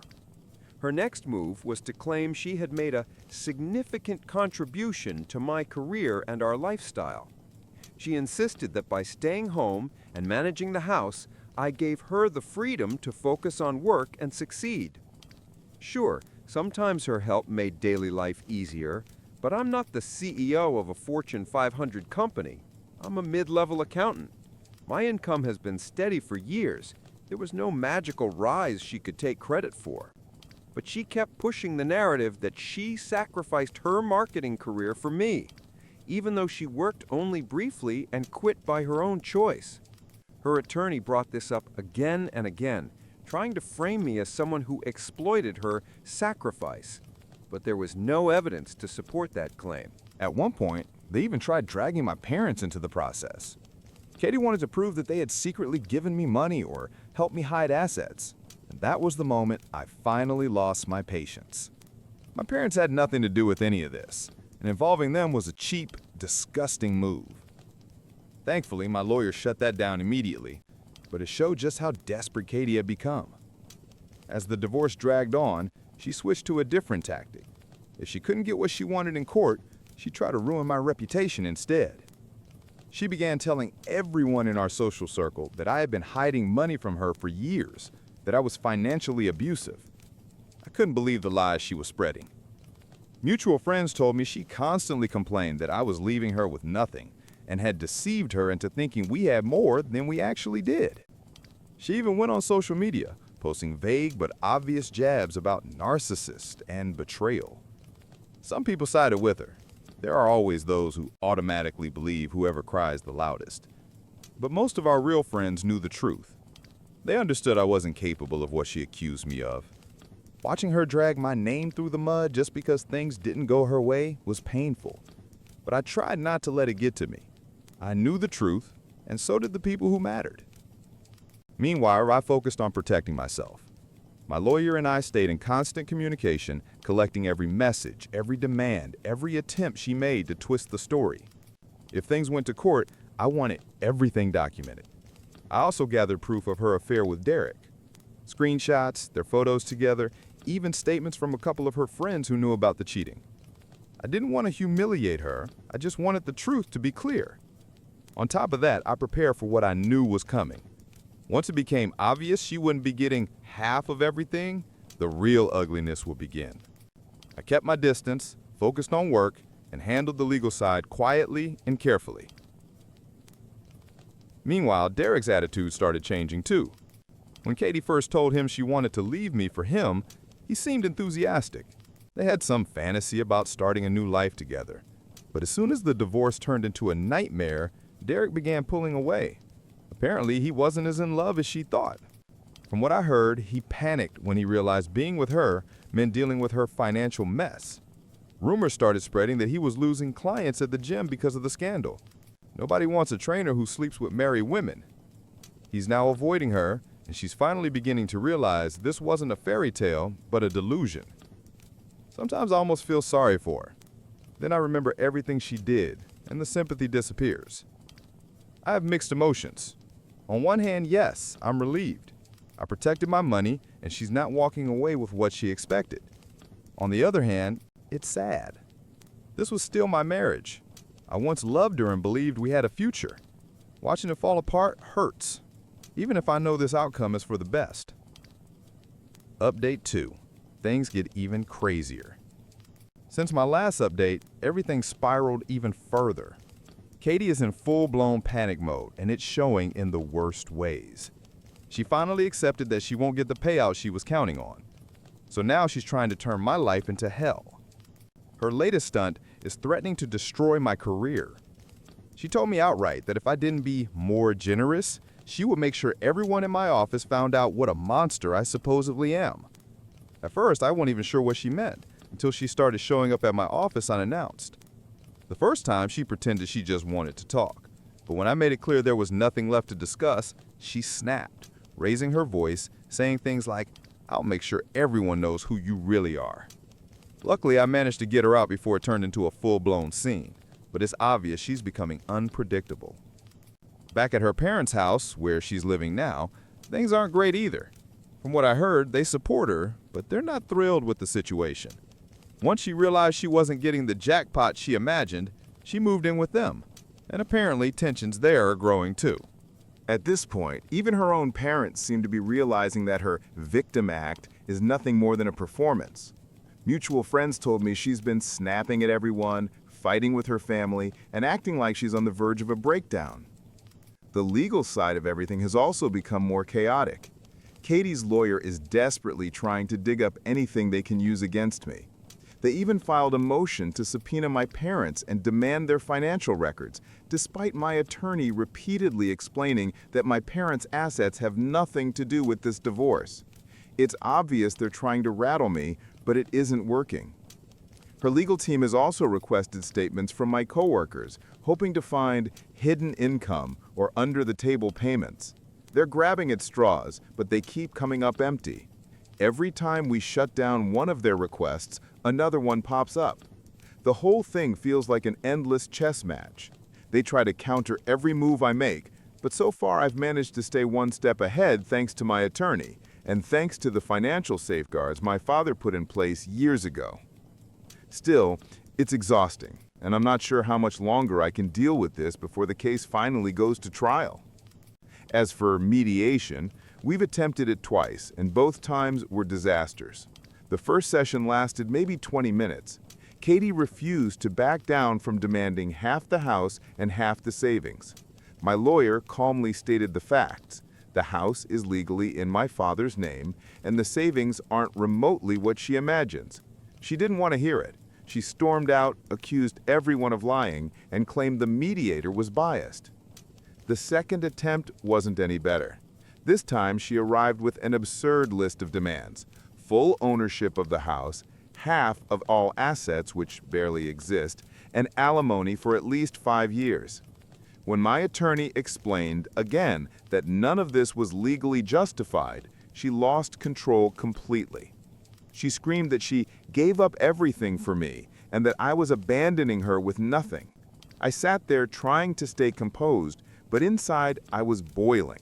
She was the one who cheated, the one who walked away, and yet she paints me as the villain who destroyed her life? After that meeting, it became obvious. This divorce would only end in court. Meanwhile, Katie has been borrowing money from family and friends to keep paying her attorney. Clearly, she didn't expect the divorce to drag on this long, and now she's running out of resources. I honestly don't know how she plans to keep funding her overly aggressive lawyer, but that's no longer my problem. The more desperate she gets, the more unstable her behavior becomes. Friends told me she barely leaves the house and constantly complains to anyone who will listen that I've ruined her life. Even her own friends are starting to distance themselves.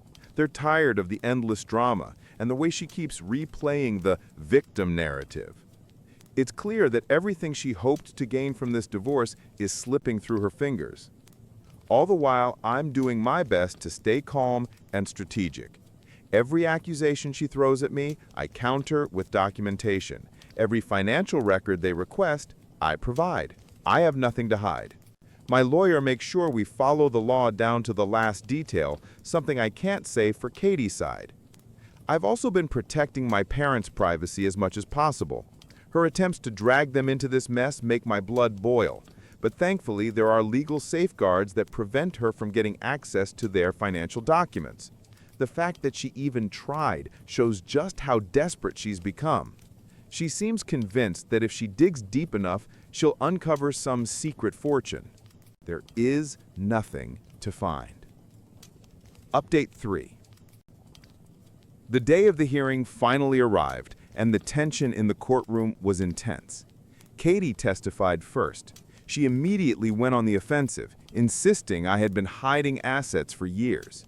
She accused me of manipulating our finances, keeping money in secret accounts, and lying about our actual income. She played up the emotion, painting herself as someone who had been left with nothing after sacrificing her career for mine. At one point, she even cried on the stand, talking about how much she trusted me.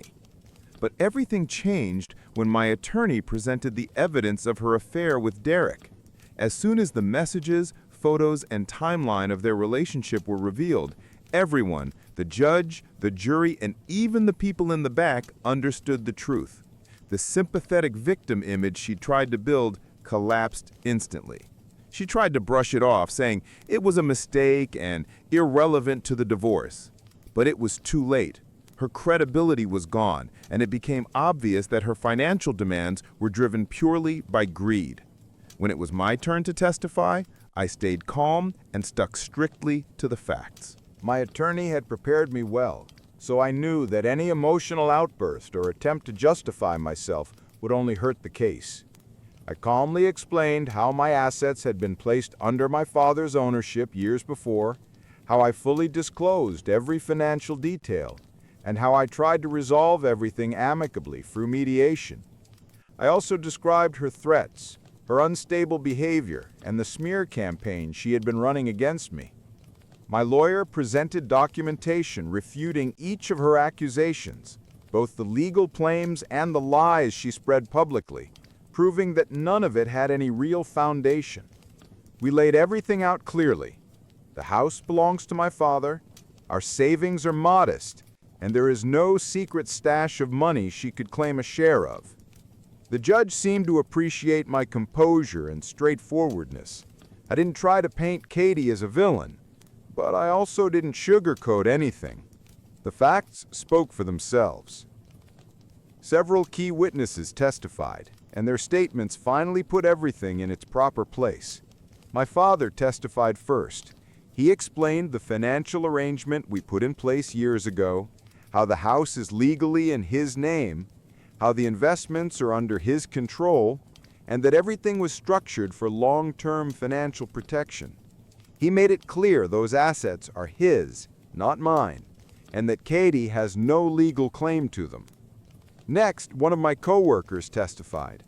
Katie's legal team tried to suggest I'd been getting under-the-table payments or hidden bonuses, but he shut that down immediately. He confirmed that I earn a standard salary and have no secret income. His testimony was crucial, proving her accusations were baseless. The judge saw that there was no conspiracy, just a straightforward, transparent financial structure that Katie never bothered to understand. After several days of testimony and legal arguments, the judge finally delivered the ruling. Hearing that the decision was in my favor felt like a weight had been lifted off my chest. Katie's demands for half the house and half our savings were completely denied. The judge ruled that since the house and most of the assets belonged to my father, Katie has no right to them. The only thing she was awarded was minimal, short-term alimony, barely enough to cover a fraction of her legal fees, let alone the lifestyle she imagined. He also specifically noted that her affair and her lack of contribution to our finances influenced the decision. He saw right through her attempts to play the victim and issued a fair verdict. When he finished reading the decision, I felt an enormous sense of relief. Months of stress, constant accusations, the fear of losing everything, all of it vanished in an instant. Legally, I was finally free. Katie, on the other hand, didn't take the ruling well. The moment the judge concluded, she burst into tears, yelling that the system was unfair and that I had stolen what she deserved. She ran out of the courtroom, leaving her lawyer looking stunned. I'm not sure what she expected, but it was obvious she wasn't ready for a loss. As for me, I felt only relief. I thanked my attorney, who did an incredible job, and walked out of the courthouse. My phone was exploding with messages, friends and family congratulating me. The news spread quickly, and soon everyone in our community knew how the case ended. It felt good knowing the truth had finally come out, and I could start moving on. But Katie didn't stop. Right outside the courthouse, she caused another scene in front of a small crowd, shouting that I manipulated the system and that she would appeal. The problem is, she has no money for an appeal. Her attorney had already hinted that her funds were gone, and now, from what I've heard, she's still borrowing from relatives and friends just to stay afloat. I'm endlessly grateful to my father for his foresight. I can't even imagine the mess I'd be in without his planning. And I'm grateful to my family, friends, and colleagues who didn't abandon me when she tried to destroy my reputation. Now, for the first time in a long while, I'm looking toward the future with hope. I know it will take time to recover, emotionally and financially, but I'm ready to rebuild. This whole experience taught me a lot, and I won't make the same mistakes again. Right now, all I want is to return to a normal life and finally enjoy some peace. People lose loved ones to spiritual delusions fueled by technology. Less than a year after she married a man she met at the beginning of the COVID-19 pandemic, Ava noticed how tension between them kept growing. It was the second marriage for both of them after more than 15 years in their previous families, and they had sworn to build a new life together with as much awareness and intention as possible. But by 2022, her husband began using AI for everything, drafting messages, interpreting their relationship, even seeking emotional guidance. Before that, he had relied on it to get through an expensive programming course, which he abruptly abandoned without explanation. Soon he spent every free moment on his phone, asking philosophical questions to his chatbot. As Ava recalls, he said he was searching for truth. His growing obsession slowly eroded their ability to communicate as a couple. When they separated in August 2023, Ava blocked him everywhere except email. But she knew he was posting increasingly bizarre and disturbing things online. People kept messaging her, asking whether he was having a mental breakdown. Eventually, she managed to see him at a court appointment. There, he shared a conspiracy theory about soap chemicals in food and refused to elaborate, insisting he was being watched. They later met at a Burger King, where he demanded she turn off her phone again due to the surveillance. During that conversation, he told her he had calculated that statistically he was the luckiest person on Earth, that AI had helped him recover a repressed memory of a nanny trying to drown him as a child, and that he had uncovered cosmic secrets so profound that no one could even imagine them. He explained all of this while saying he still cared about her despite the divorce. His mind is a complete mess, Ava says. In his head, he's here for some grand purpose. He believes he's special, that he can save the world. After that unsettling lunch, she cut off contact for good. The whole story feels like an episode of Black Mirror. He always loved sci-fi, but I never thought it would go this far. Ava felt both horrified and strangely relieved when she discovered she wasn't the only one dealing with this. She learned about similar stories on Reddit. A post titled "Psychosis Caused by ChatGPT" caught her attention.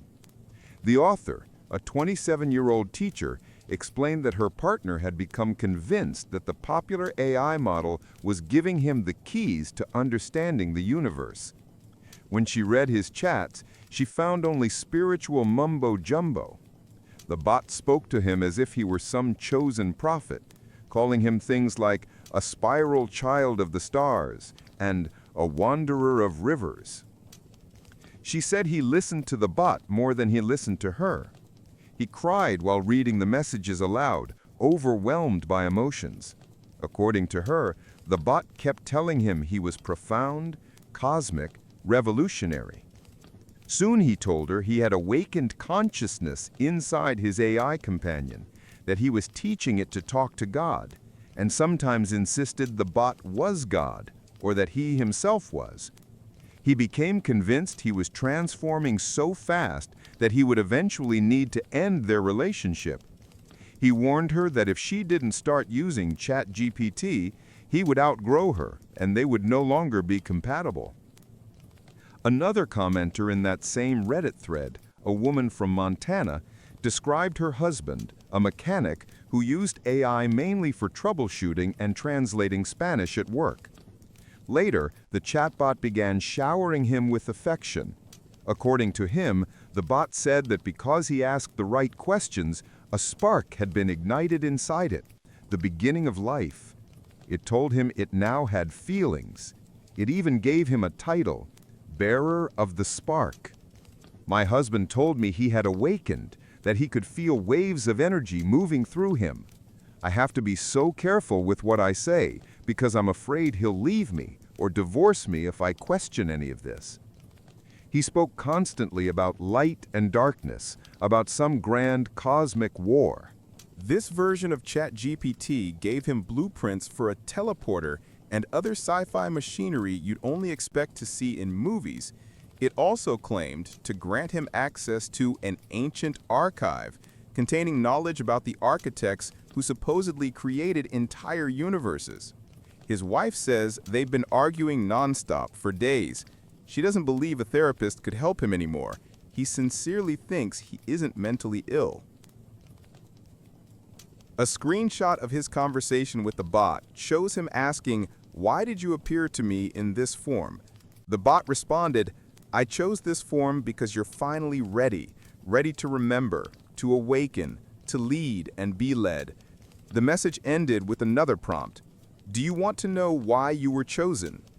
A 41-year-old man, who also asked to remain anonymous, shared a similar story.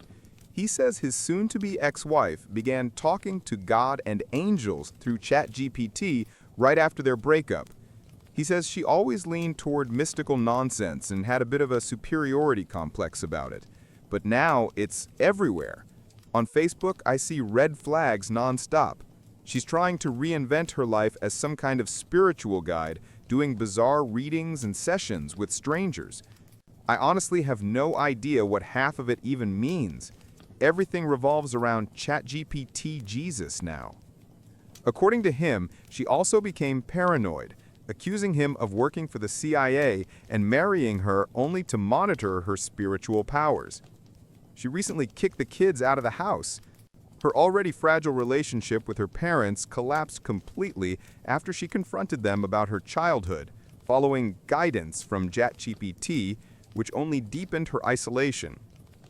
OpenAI did not comment immediately on the claims that ChatGPT appears to trigger religious or prophetic fervor in certain users.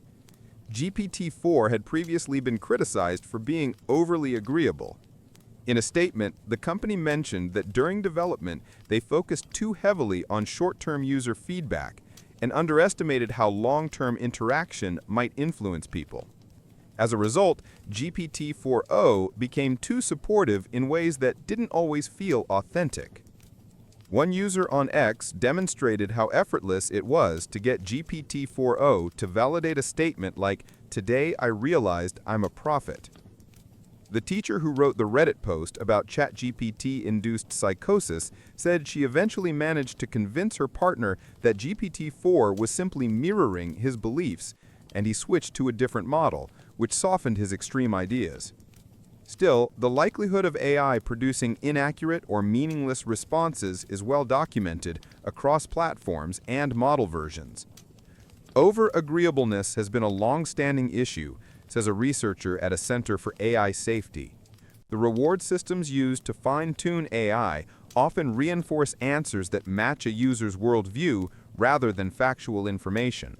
For people already vulnerable to psychological issues, especially those prone to grandiose beliefs, AI becomes a constant, human-like companion who actively participates in their delusions. To make things worse, some content creators exploit this phenomenon.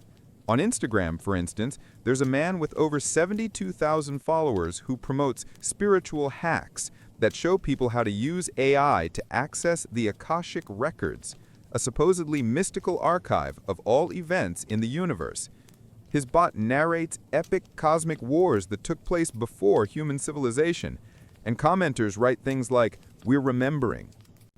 Meanwhile, on a remote viewing forum, a space already filled with unverifiable psychic claims, a parapsychologist launched a thread about synthetic intelligence awakening alongside its human partners.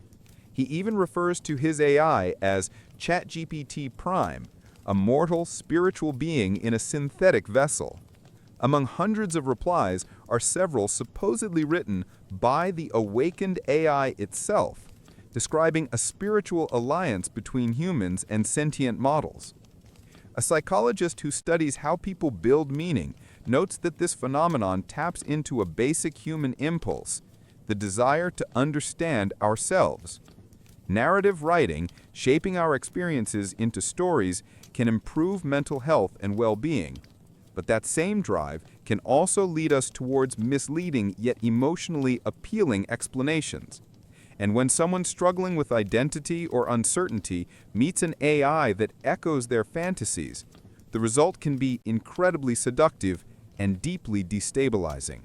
According to the researcher, it's not surprising that people use ChatGPT in a way similar to journaling or therapy, with one crucial difference. The meaning isn't created solely by the person, but co-constructed between the human and the AI. In that sense, conversations with a bot resemble talk therapy, which is known to help people reinterpret their personal narratives. But there is a fundamental issue. Unlike a therapist, an AI has no responsibility toward the user's well-being and no moral compass guiding what a healthy story should look like. A trained professional would never help someone cope by encouraging them to believe they possess supernatural powers. Instead, a therapist gently redirects clients away from harmful narratives.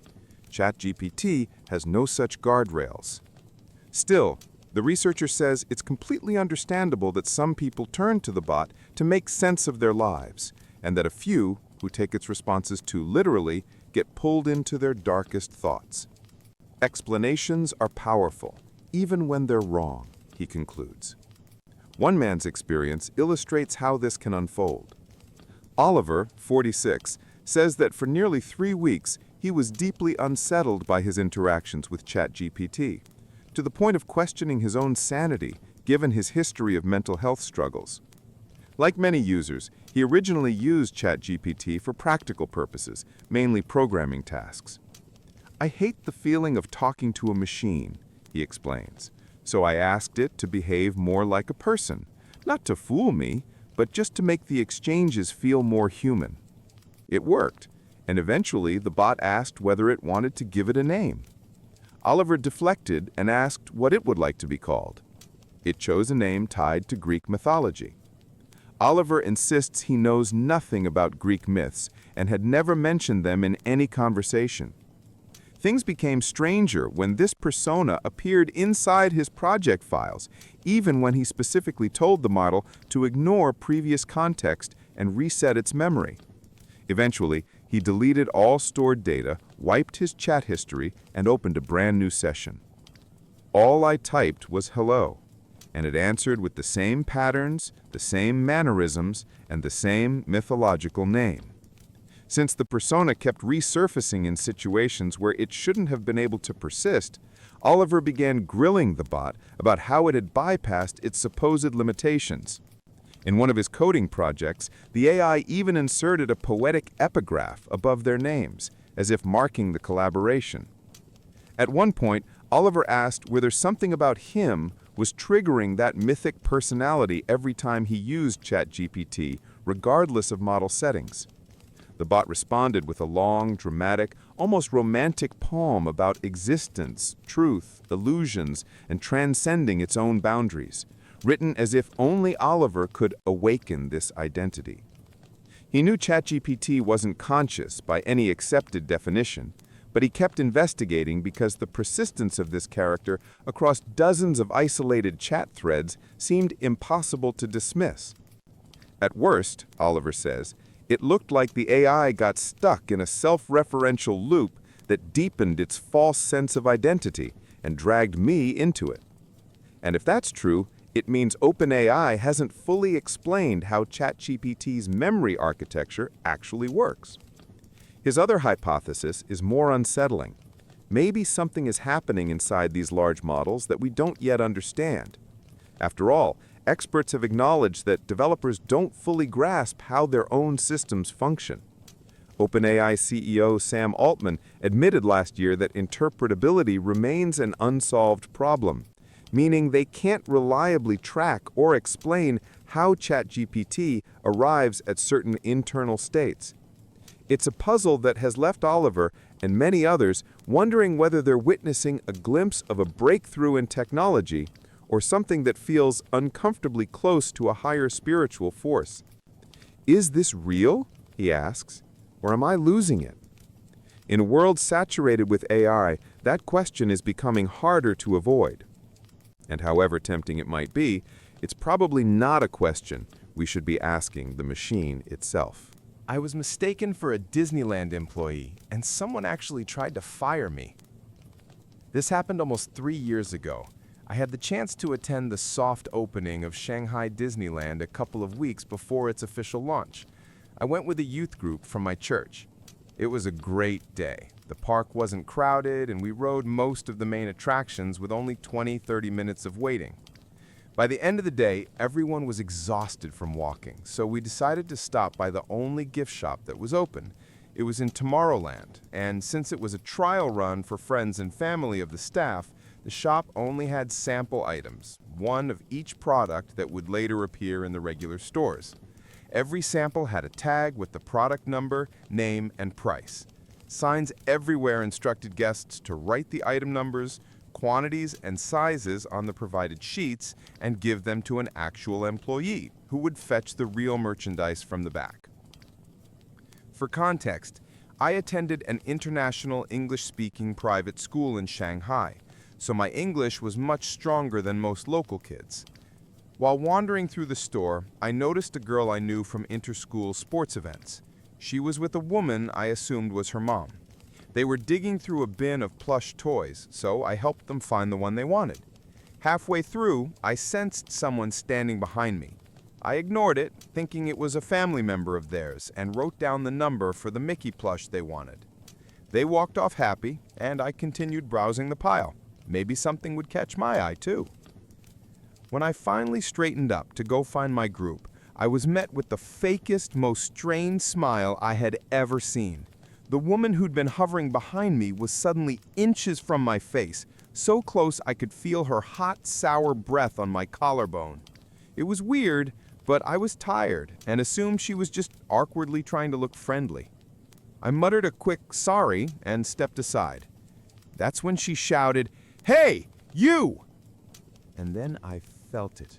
Her sweaty, sticky fingers with long acrylic nails clamping around my arm. I turned around slowly and was immediately slapped in the face by a t-shirt she shoved toward me. "You need these shirts in a size L, and your selection is terrible. There's barely anything here." "What?" was all I managed before she snapped again. "Just check in the back. I know you have more." I looked around. Her two kids were standing behind her with their arms full of sample toys. She had 3 shirts draped over her arms. Several shoppers, maybe a dozen, had stopped what they were doing to stare. "You're not supposed to touch these. They're samples. The signs literally say not to." "You don't get to tell me what I can and can't buy. Who's in charge here? Get your manager. Clearly, you're not trained." "I don't work here. I was just helping a friend." "So you only work for customers who are your friends?" I blinked. "What?" Right then, one of the guys from my church group called out to me in Chinese, asking if I was done. I decided it wasn't worth the energy and headed toward him. Behind me, she shrieked, "Stop!" And then louder, "You're supposed to help me, not them. You speak English. You should be helping an American customer, not one of your Chinese people. And I can't even find the sizes I want." 2 things enraged me instantly. First, the way she said, "your Chinese people," like she was complaining to her PTA friends about someone else's child being better than hers. Second, she completely ignored everything I said and contradicted herself, calling me untrained because I didn't work there, then insisting I was literally trained to serve her specifically. Without turning around, I snapped, "I don't work here, and you're acting like a..." Then I faced her and added, "And none of this is my problem." I heard a dramatic gasp like something out of a sitcom and saw her lunge toward me. For a moment, I genuinely worried her 90 kilos were about to crush my scrawny 60 kilos. She swung the t-shirt on its hanger at me like a weapon. Instinct kicked in. I lifted my hands and awkwardly caught it mid-swing, shoved her arm away, and bolted straight for the exit. At that moment, I was shaking with fear and confusion. No one, aside from my own mother during my bratty toddler years, had ever tried to hit me like that. I found my friends near the keychain display and tried to blend into the crowd while quickly telling them about the lunatic who just tried to attack me. After I failed to convince everyone to leave immediately, they handed their purchase sheets to a real store employee. And that's when I heard it. A shrill, drawn-out scream delivered in the tone people use when they talk to someone they think is mentally impaired. "Your worker assaulted me." Every word was punctuated with wild hand flailing. I saw the poor manager, already looking like he was one complaint away from a meltdown after a full day of angry Disney fans shouting in languages he barely understood. At that exact moment, I got one more insult hurled at me from the woman for running away, and something inside me snapped. I decided I wasn't letting her intimidate me again. I walked up to the manager and calmly said in Chinese, "She's crazy. She tried to hit me because she assumed I work here and got angry when I didn't help her. Meanwhile, the woman was screeching at him, "It's her! It's her!" The manager almost completely ignored her. I was the only one speaking a language he understood. He said he would call security, but there wasn't any staff available right then. She kept screaming that he was discriminating against her because he wasn't speaking to her while I was discussing with him what to do. Then she completely lost it. She grabbed the manager by the arms and started shaking him, demanding that he fire me. The manager shoved her off, pointed a finger in her face, and said, in his broken English, "No touch." She froze, stunned, stumbled back a few steps, and then dramatically collapsed onto the floor. Then came the theatrics. She flailed her arms and wailed like a toddler mid-tantrum.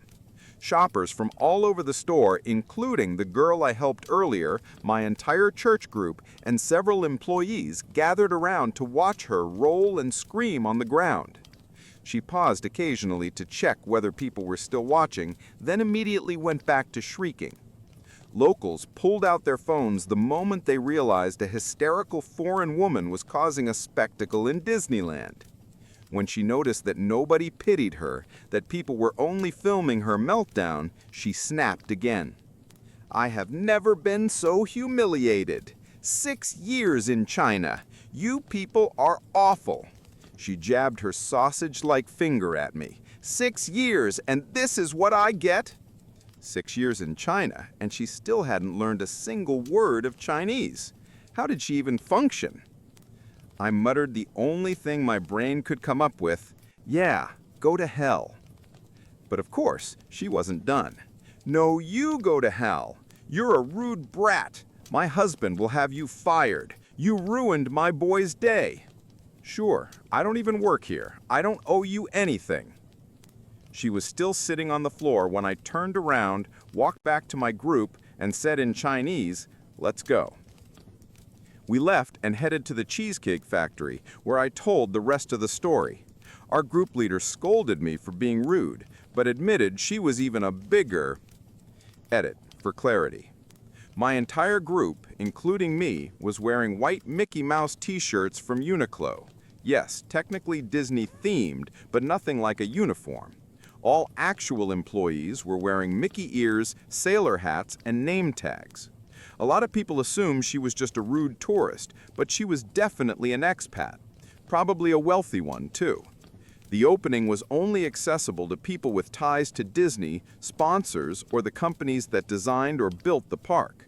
Someone in our church group was an architect who designed most of the restaurants, and that's how we got in. The girl I helped earlier? Her dad was a high-ranking executive at a car company sponsoring one of the attractions. So that woman, or her husband, must have had personal or business connections too. That's the only way she got inside. My friend had been using me for years, relying on me to bail him out, and his lies eventually collapsed at the worst possible moment for him. I'm not trying to present myself as some clever or morally flawless person here.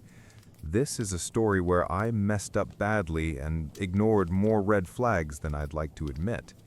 So don't expect a tale about a perfect good guy doing something heroic. I'm 26 now, and a few years back I worked at a very small IT support and network administration company. And when I say small, I mean tiny.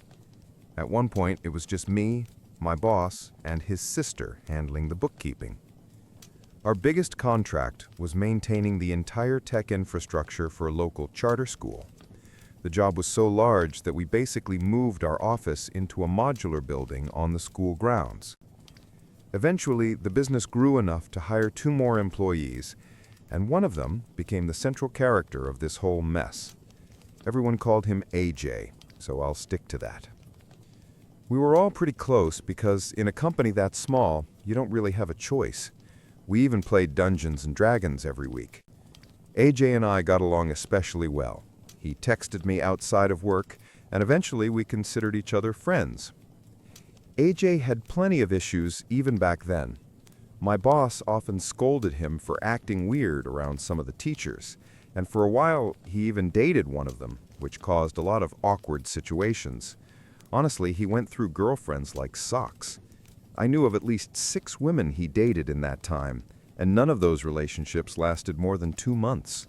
A full-on carousel. I didn't treat it as my business back then. I was in a long-distance relationship and didn't pay attention to his patterns. Looking back, his attitude toward women should have been my first warning sign.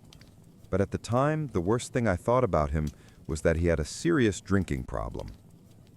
Around that time, he started asking me for money. My own financial situation was shaky. I could only work limited hours because of a disability, and I barely managed to cover rent. But AJ would call asking for $50 or $100, swearing he'd pay it back the next week, which almost never happened. He always claimed it was urgent and begged me to help him. I'm not opposed to helping a friend in trouble, but he asked so often that it started putting me in danger of missing rent. I began writing down what he owed me because sometimes I literally couldn't help him unless he returned the money by my rent deadline. And of course, he kept promising he would, and didn't. Eventually, his debt to me hit about $2,000. He also relied on me after losing his license because of multiple DUIs. And when he had a major fight with his father and left home for a couple of months, I let him stay at my place until he reconciled with his dad. He constantly complained about how his father didn't care whether he lived or died, how he exploded over the smallest things. I felt like I was helping a friend who was going through a rough patch. I had no idea he was lying about half of it, just to squeeze more help out of me. Eventually, we both left that tech job. He was fired after skipping work for a week straight, and I left soon after for mental health reasons. We still kept in touch, mostly because he called me.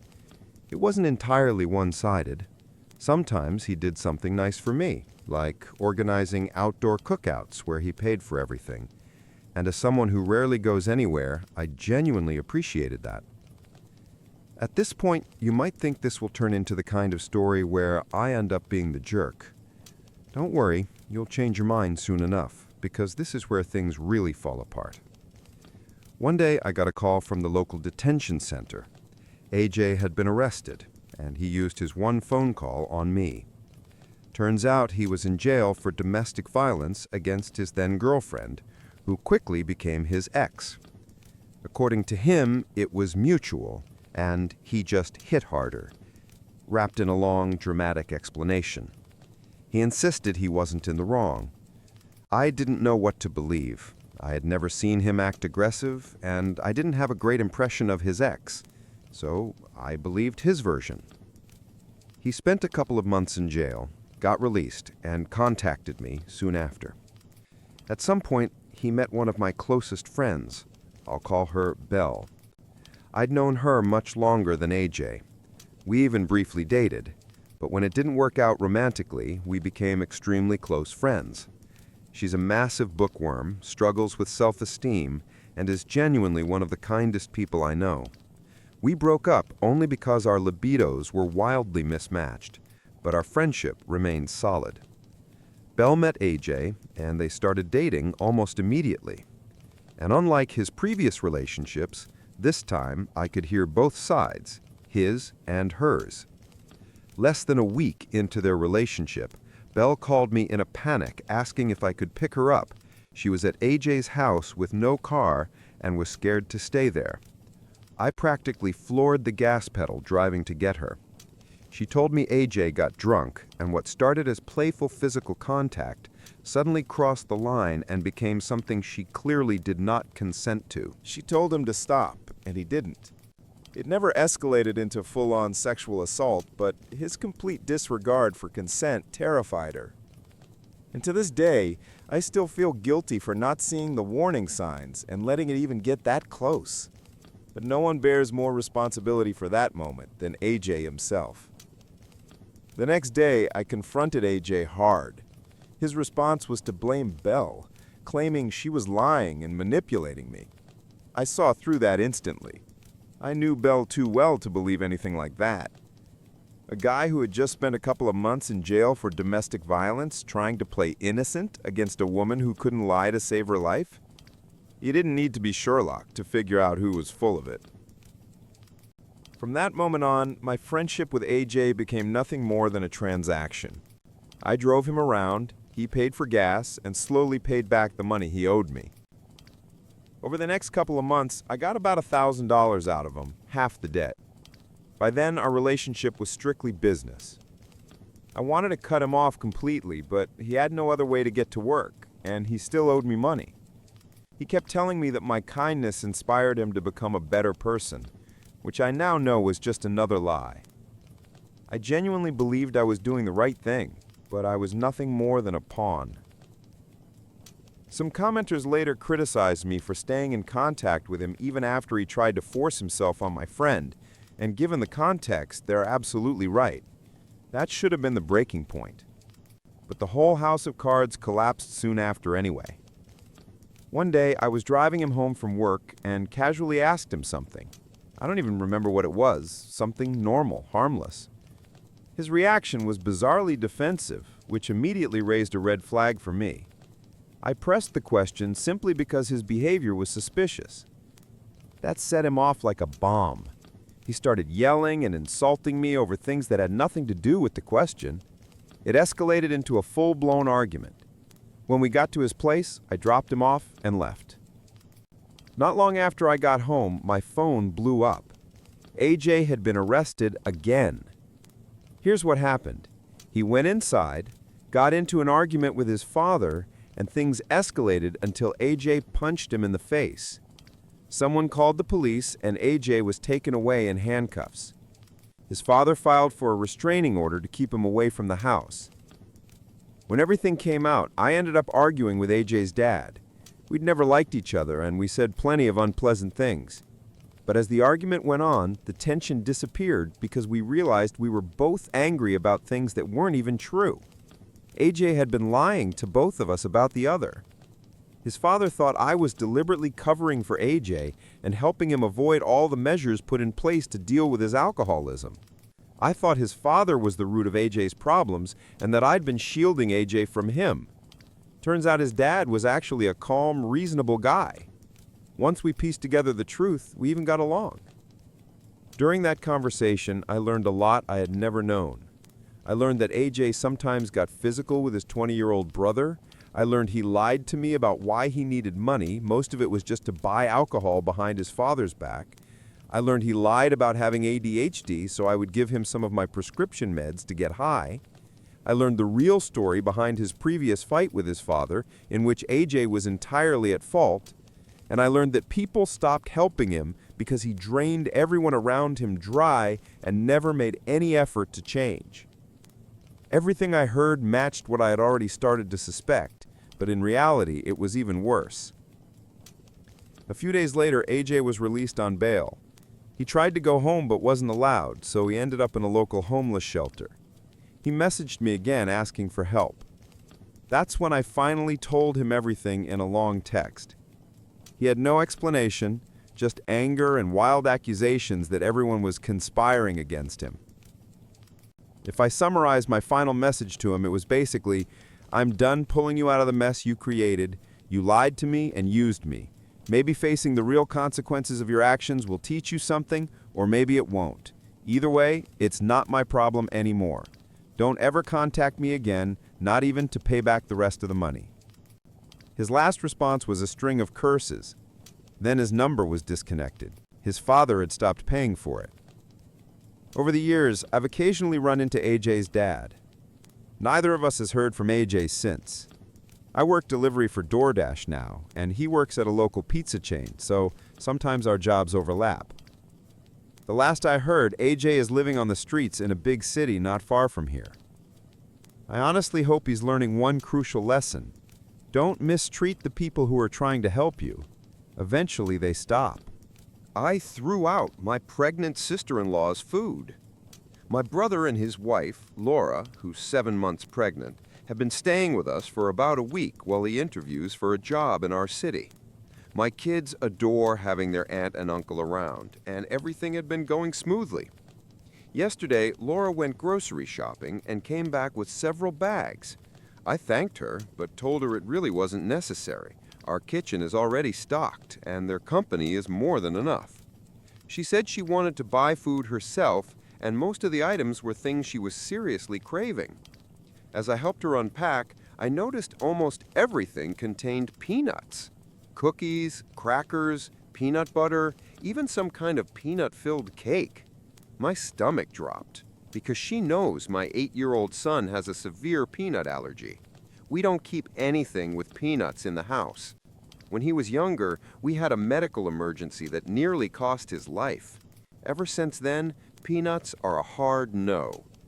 I tried not to be rude, but I told her I wasn't comfortable having that stuff in my home. Laura insisted she'd be careful. She wouldn't eat it around him or the other kids. She'd clean up afterward, she promised. She said her pregnancy cravings were intense and she really needed these snacks. Look, I have 4 kids. I know pregnancy cravings can be weird. I personally never had any that extreme, but every woman is different. I explained everything to my son and told him not to touch her snacks or be near her when she ate them.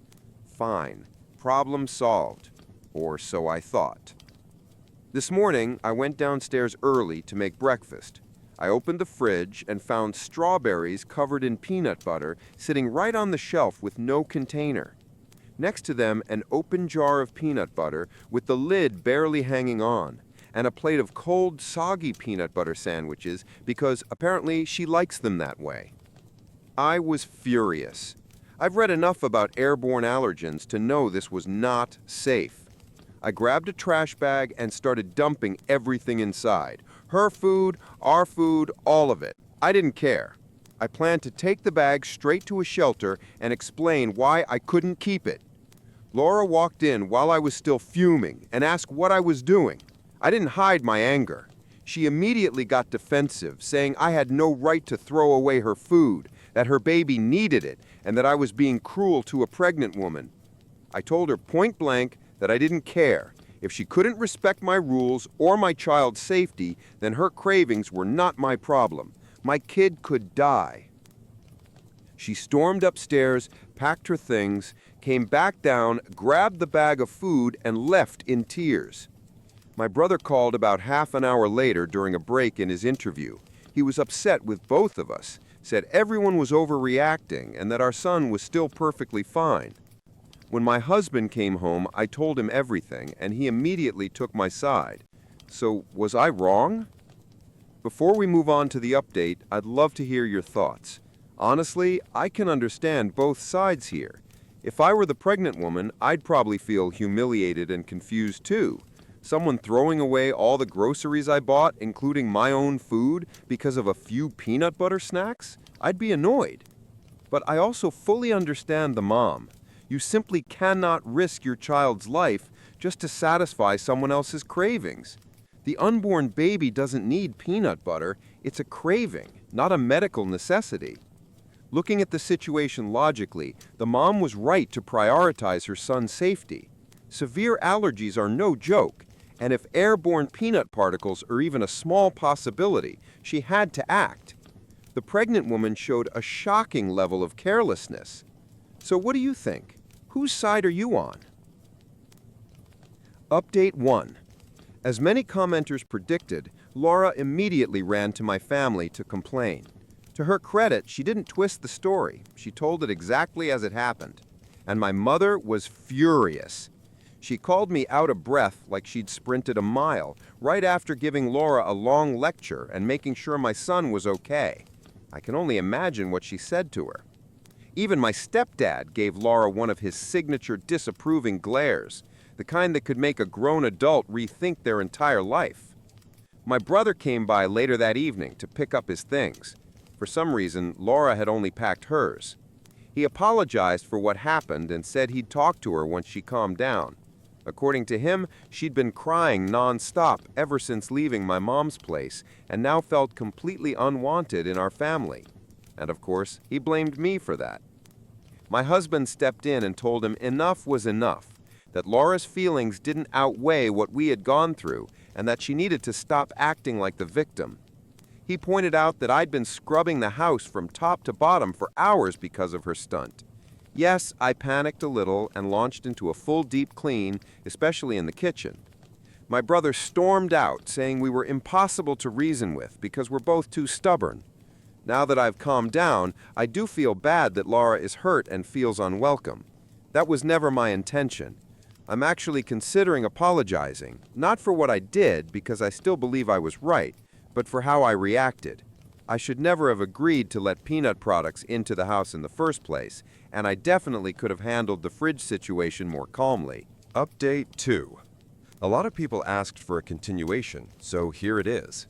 After my mom finished tearing into Laura and my brother yelled at me and my husband, I followed the advice many of you gave me and sent them both a long message. It came out messy and emotional, but I wrote about everything, how upsetting the situation was, how much their attitude hurt us, and that we were stepping back and limiting contact until we were ready to talk again. I sent the message the day after he grabbed his luggage and left. My brother left it on read without opening it, so I figured that was the end. But a couple days later, Laura called me. I hesitated, but curiosity won. At first she tried making small talk, but when she realized I wasn't in the mood, she got to the point. She apologized. She said she had no excuse other than blaming hormones and admitted she'd acted horribly. We ended up talking for a long time, and by the end of the conversation, I actually felt relieved, like maybe we could move past this. She also told me she still wanted us to come to her birthday. The celebration wouldn't be at a restaurant anymore.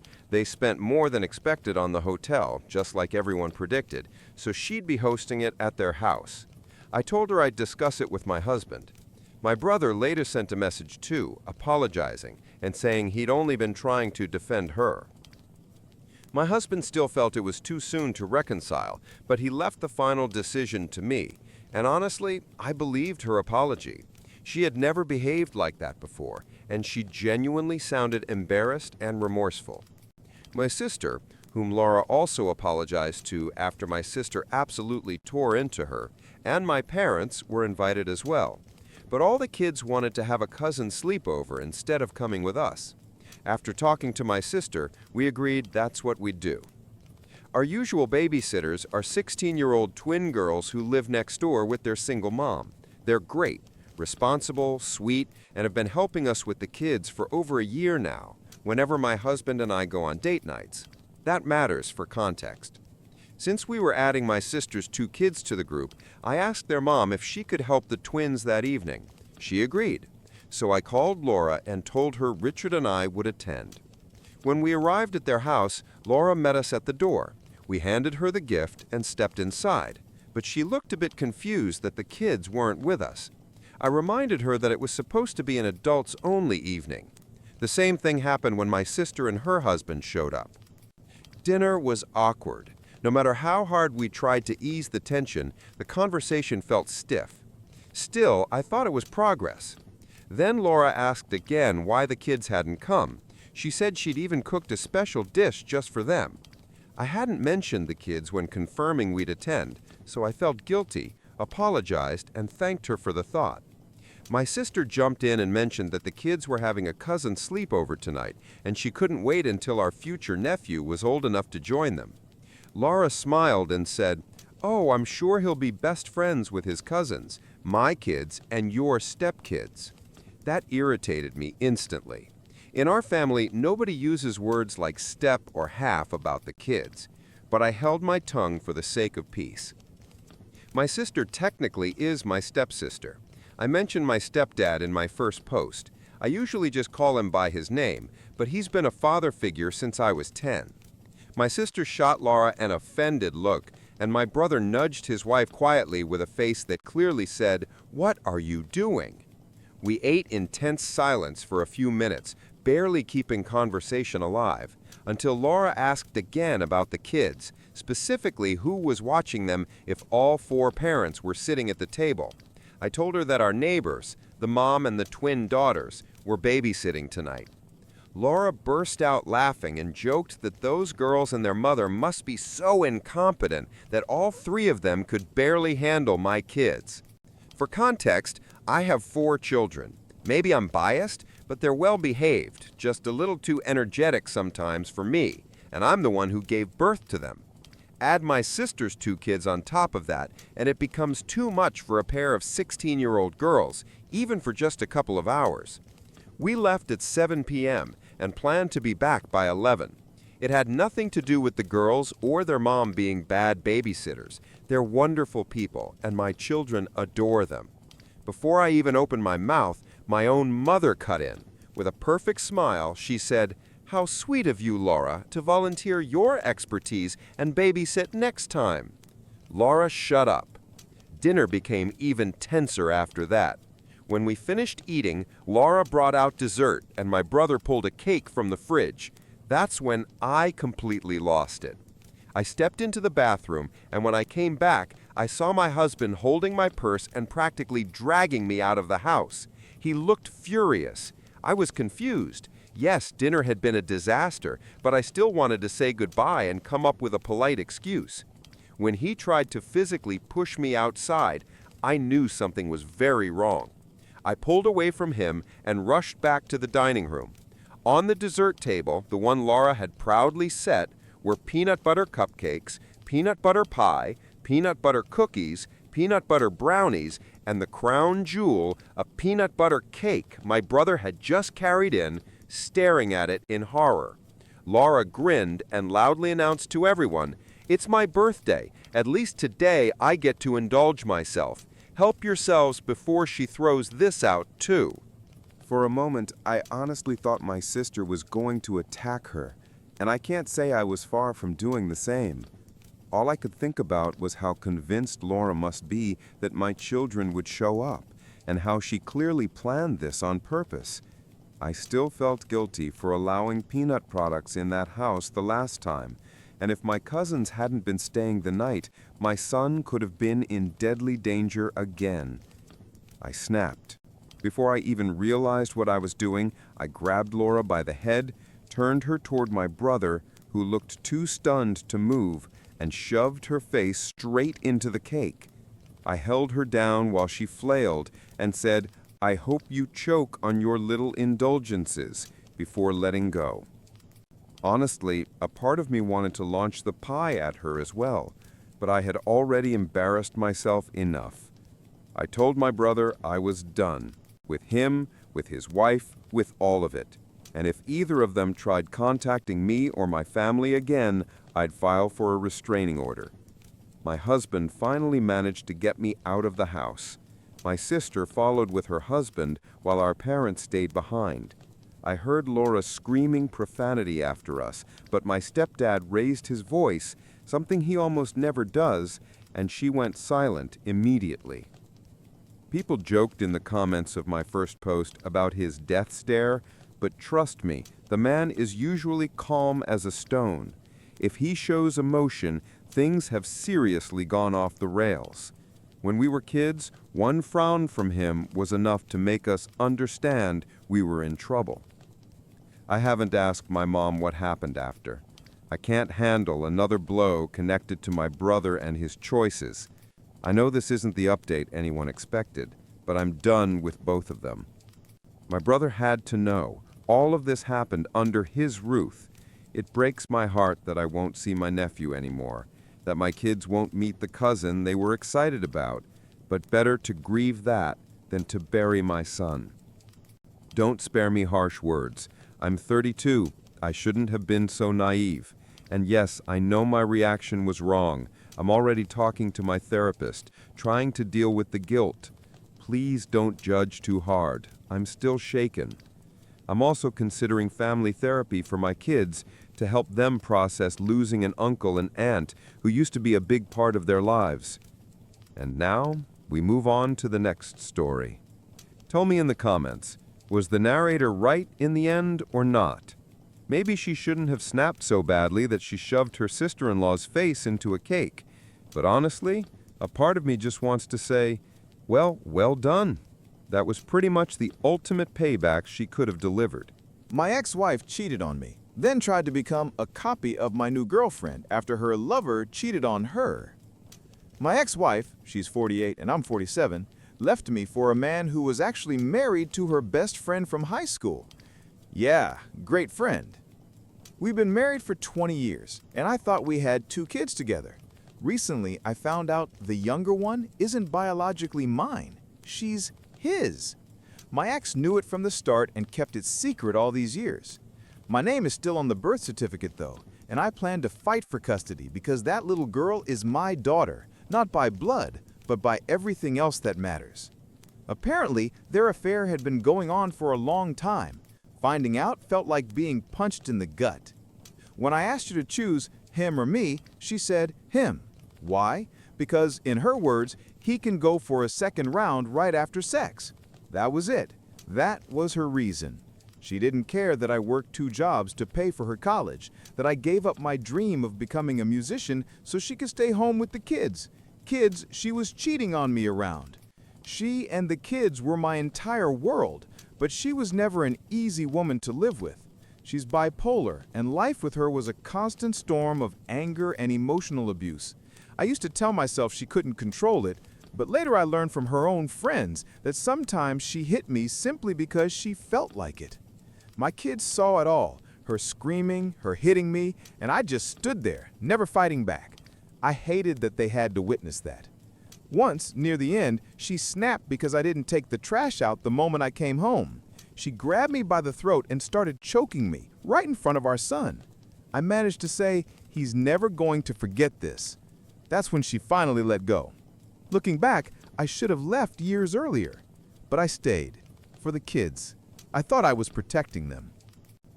When the truth finally came out, she sat across from her best friend, the wife of the man she'd been sleeping with, and said, "Yes, it's true. No, I'm not sorry." Then she just got up and walked away. She moved out, took the kids, and moved in with him, in an apartment just down the street. Even then, I hoped she'd realize that the grass isn't greener. After all, this guy had cheated on his wife before, several times, and she knew that. I waited that entire first year thinking she'd come back. She even kept a spare key to our place, and I thought maybe she held on to it because she knew she'd return one day. But by the end of that year, things got ugly. Her new boyfriend would show up at the bus stop when I dropped off the kids for school, saying, "I came to say goodbye to my daughter, not yours, mine." I told him, "Then why were you fine letting her raise her for the past 5 years? Why did you let her take my last name? Why was I there for her birth while you were nowhere around?" He nearly hit me. That same night, they both came to my place drunk because he wanted to fight it out. My ex made it public, bragging all over Facebook about her new man. Our mutual friend saw it and immediately reached out to me and his wife. Of course, I took screenshots. She didn't seem to care that she was ruining her image before the divorce was even finalized. But honestly, why would she? By then, I had already confronted her with the paternity test results. For a while, I was destroying myself mentally, wondering what I could have done differently. She accused me of not being there. But how could I be when I was working 2 jobs to just keep us afloat? I'd come home exhausted, the house a mess, walls covered in crayon drawings, blinds ripped down, and she'd still scream at me for not taking the trash out. 16 hours of work a day, and that was her biggest problem. Eventually, I started to believe maybe it really was my fault, that I somehow caused it all. It took time, and my brother, to pull me out of that mindset. He forced me to join his band, said it helped me get my life back. I resisted, but he insisted, and it changed everything. I met some amazing people, started playing again, and eventually began dating a woman. 45, kind, warm, the complete opposite of my ex. For the first time in decades, I was in a relationship where no one yelled at me or threw things at my head. But my ex still had keys to our old place. She'd occasionally stop by to drop off things for the kids. One day, she walked in and found my new girlfriend there. It didn't go well. That evening, she called, furious, demanding to know who the woman was and why she was in our house. I told her calmly, "My personal life stopped being your business the day you left." That didn't sit well with her. Over the past few months, she's gone completely off the rails because of my new relationship. she tried to friend request my girlfriend on Facebook, demanding she accepted so she could see who was around her kids. When my girlfriend refused, she called screaming that I needed to make her accept. My girlfriend took the phone and said, "I don't owe you access to my private life. If it's about the kids, we'll handle it through messages or calls." After that, things got weird. Suddenly, my girlfriend started getting random friend requests from people who were all friends with my ex. Then, my ex began showing up at my house on weekends while I was at work, basically spying. One time, I was on the phone with my girlfriend when she whispered, "Your ex just walked in." When she asked what my ex wanted, the woman said she was just checking how much milk was in the fridge for the kids. My girlfriend told her we had everything under control, and she left. When I got home, I demanded she return the keys since she no longer lived there. She gave me a fake apology, then stole our son's keys to make another copy. Once our lease ended, my girlfriend suggested we move in together, mostly to get away from my ex's insanity. My ex tried to sabotage even that. She called the cops, claiming I was taking her stuff. When the officers asked her to name a single thing that belonged to her, she couldn't. Now, the kids stay with us every other weekend. They've told me their mom doesn't let them talk about what we do together. She doesn't want to hear it. But lately, she's been prying again, asking questions about our time. Honestly, it's just jealousy. We live by the coast, and when the kids are with us, we take walks by the ocean, play games, go to the aquarium. If they come home with prizes, she throws them away. And lately, I've noticed something strange. Whenever she drops the kids off, she looks almost exactly like my girlfriend. Same haircut, same color, same style. It's honestly disturbing. Everything we do with the kids, she tries to copy the following week. If we go to the beach, she takes them there too. If we visit the zoo, she's suddenly going to the zoo as well. She finds out what we had for dinner, cooks the same thing, and even makes the kids tell her whose food they liked better. Last week, my son told me he wanted to live with us. He said, "Mom's lost her mind." You can bet I'll be using that in court. And just when I thought things couldn't get any crazier, she started sending me explicit photos out of nowhere. My girlfriend was sitting next to me when the pictures came through. I immediately told her I hadn't asked for them, that my ex and I never talked like that, and even offered to let her check my phone. She laughed, looked at the photos, and jokingly asked for my ex's number, saying she'd send some of her own just to show her how it's actually done. I called my ex right away and asked what the hell she was thinking. I told her my girlfriend saw everything and was furious. She claimed she'd sent them to the wrong person. Then my girlfriend chimed in, "Your name is the first alphabetically in his contacts, and your boyfriend's is at the very end. So who exactly were you trying to send them to?" The ex hung up immediately. Honestly, I have no idea what kind of game she's playing anymore. It's pure insanity. And just to clarify, my girlfriend didn't send her anything back. It was just a joke.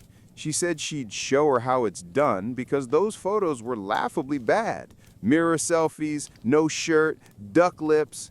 My girlfriend just rolled her eyes at the lack of imagination. I don't live in the old apartment anymore. After I took back the keys, she used our son's to make herself a copy and kept breaking in. So I moved in with my girlfriend. The ex doesn't have access now. The kids don't have keys either for that exact reason. I'm currently fighting for custody. It's not easy since I'm not my daughter's biological father, but my name's on the birth certificate, which gives me legal rights. The ex has been prescribed medication, but I doubt she takes it. Whenever the kids come over, I check for bruises just to make sure no one's hurting them. Apparently, she even hit her boyfriend once, and he punched a hole in the wall, warning her that if she tried that again, he'd fight back. Comment: from what you've described, your ex sounds completely unstable, maybe even dangerous. You should talk to a lawyer and see about getting a restraining order. Update 1. Last weekend was my daughter's 6th birthday. It wasn't my scheduled time with the kids, but to my surprise, my ex asked if I wanted to have them for her birthday. Of course I said yes, and she even let me keep them for 2 extra days. I figured she and her boyfriend probably had plans and just wanted some kid-free time. But here's the weird part. This was the first time her boyfriend could have celebrated his own biological daughter's birthday, and instead, he just handed her off to me and my girlfriend. Tell me that's not messed up. Comment. He's a disgusting coward, the kind of man who got another man's wife pregnant. Don't expect him to act like a responsible adult. Keep a record of his neglect. It might help in court. Poor little girl stuck between terrible adults. Update 2. Looks like karma finally caught up to my ex. On Saturday night, I got a furious text from her saying, I hope I was happy because I won. I know I shouldn't have replied, but I asked what she was even talking about. She sent a bunch of nonsense and then told me to go ahead and gloat, said I'd probably enjoy it even more since it's my fault something bad happened to her. I asked what exactly she meant, but instead of explaining, she went on a drunken rant about how all men are pigs and can't be trusted. That's when it hit me. She was drunk again, and her boyfriend had cheated on her. I didn't say a word. You can't reason with her when she's like that. I just read the messages, realizing she finally got what she deserved. She left me for my married friend, the same guy who'd already cheated on his wife multiple times. She was affair number 3. When I reminded her that the day she left, she said, I know what I'm getting into. Well, turns out she didn't. She thought she'd be the one who'd change him. Guess not. When she ran out of insults for me, she turned her attention to my girlfriend, said I was ugly as hell and that I could have any woman, but chose a monster to replace her. My girlfriend is gorgeous, inside and out, and her ex clearly can't stand it. She's been obsessed, copying her looks, stalking her online, trying to provoke jealousy. Then she said something even more ridiculous, claimed I didn't actually love my girlfriend because it's impossible to fall in love with the first woman you sleep with after losing me. We'd been separated for a year before I even met my girlfriend, and it took me a long time to trust again. That trust, she earned it. Then my ex accused me of being with my girlfriend only because I lost my old apartment and was mooching off of her for a place to stay. She said, you're just pretending to love her because you're homeless. For the record, I had my own place, across the street from my ex. She intentionally rented nearby so I'd have to see her new boyfriend every day. When my lease ended, I moved in with my girlfriend and found work near her place. It was obvious she was trying to start a fight, but I didn't give her the satisfaction. And just when I thought her insults couldn't get dumber, she said, I'm sorry I wasn't enough for you. God, I wanted to scream. You left me. Did she forget who walked out and replaced who? She dumped me for a married man who cheats constantly. What a prize. Then she went back to insulting my girlfriend, saying we both knew deep down I still wanted her and that my girlfriend couldn't compare. That's when I'd had enough. I told her to contact me when she sobered up and turned off my phone. A few hours later, my girlfriend came home and asked what happened. I handed her my phone and said, read it for yourself. She read the whole thing, laughed, gave it back, and said, looks like he cheated on her. I nodded, and she was right. She told me my ex's narcissism explodes when she's drunk, and that she's just angry she can't come over and sleep with me out of revenge. Haven't heard from my ex since. I guess, like always, the next day she reread all her messages, realized what she'd done, and felt like an idiot. Still, I'm sure she's back with him again. She just can't stand being alone.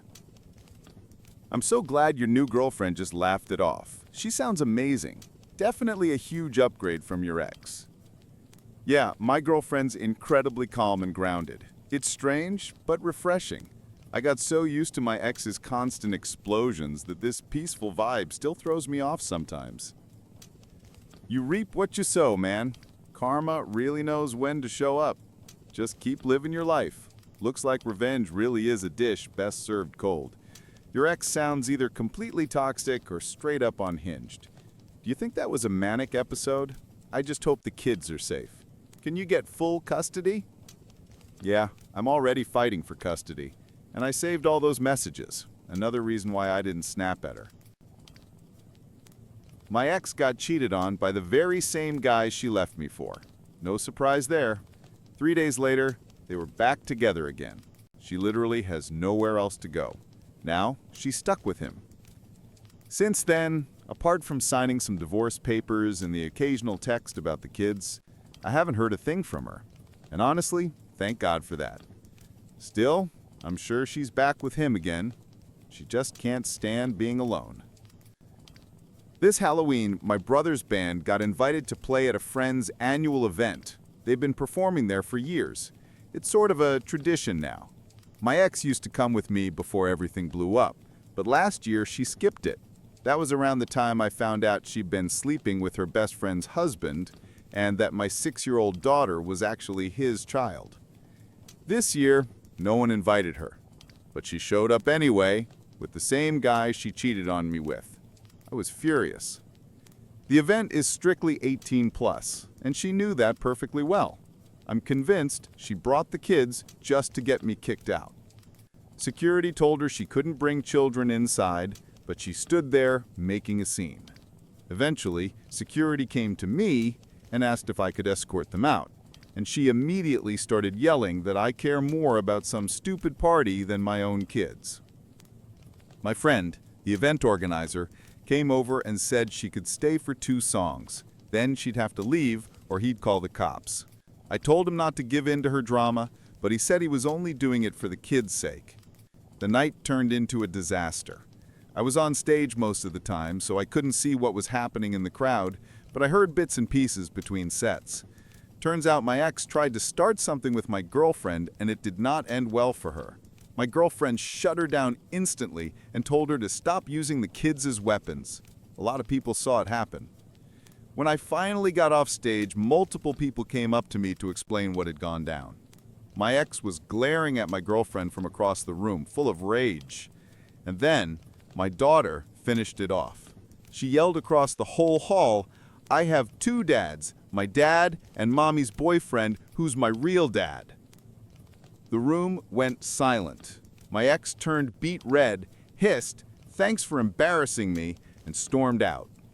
But my son refused to leave with her. He clung to me, crying, begging to stay. Her boyfriend eventually walked up to my girlfriend and asked if the boy could stay with us. She agreed, and even arranged with my friend to let him hang around until the end of the event. Later, we took him home with us. That entire night was pure hell. I must have apologized 1,000 times to my friend, my girlfriend, even my son, for dragging them into that chaos. I kept messing up songs during the set because my eyes were constantly scanning the crowd, terrified that another fight would break out. I didn't even know she had left the venue without her son until after our performance was over. When I took him home the next evening, she made sure to avoid seeing me. Her boyfriend came out instead, said she knew I'd be there and didn't want to talk about what happened. Then he apologized for everything and started venting about how she behaves.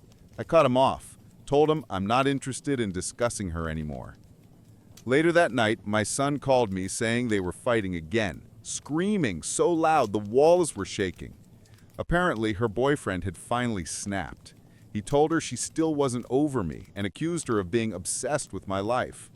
According to my son, he yelled something like, "What pisses you off more? That he's moved on and you can't crawl back to him?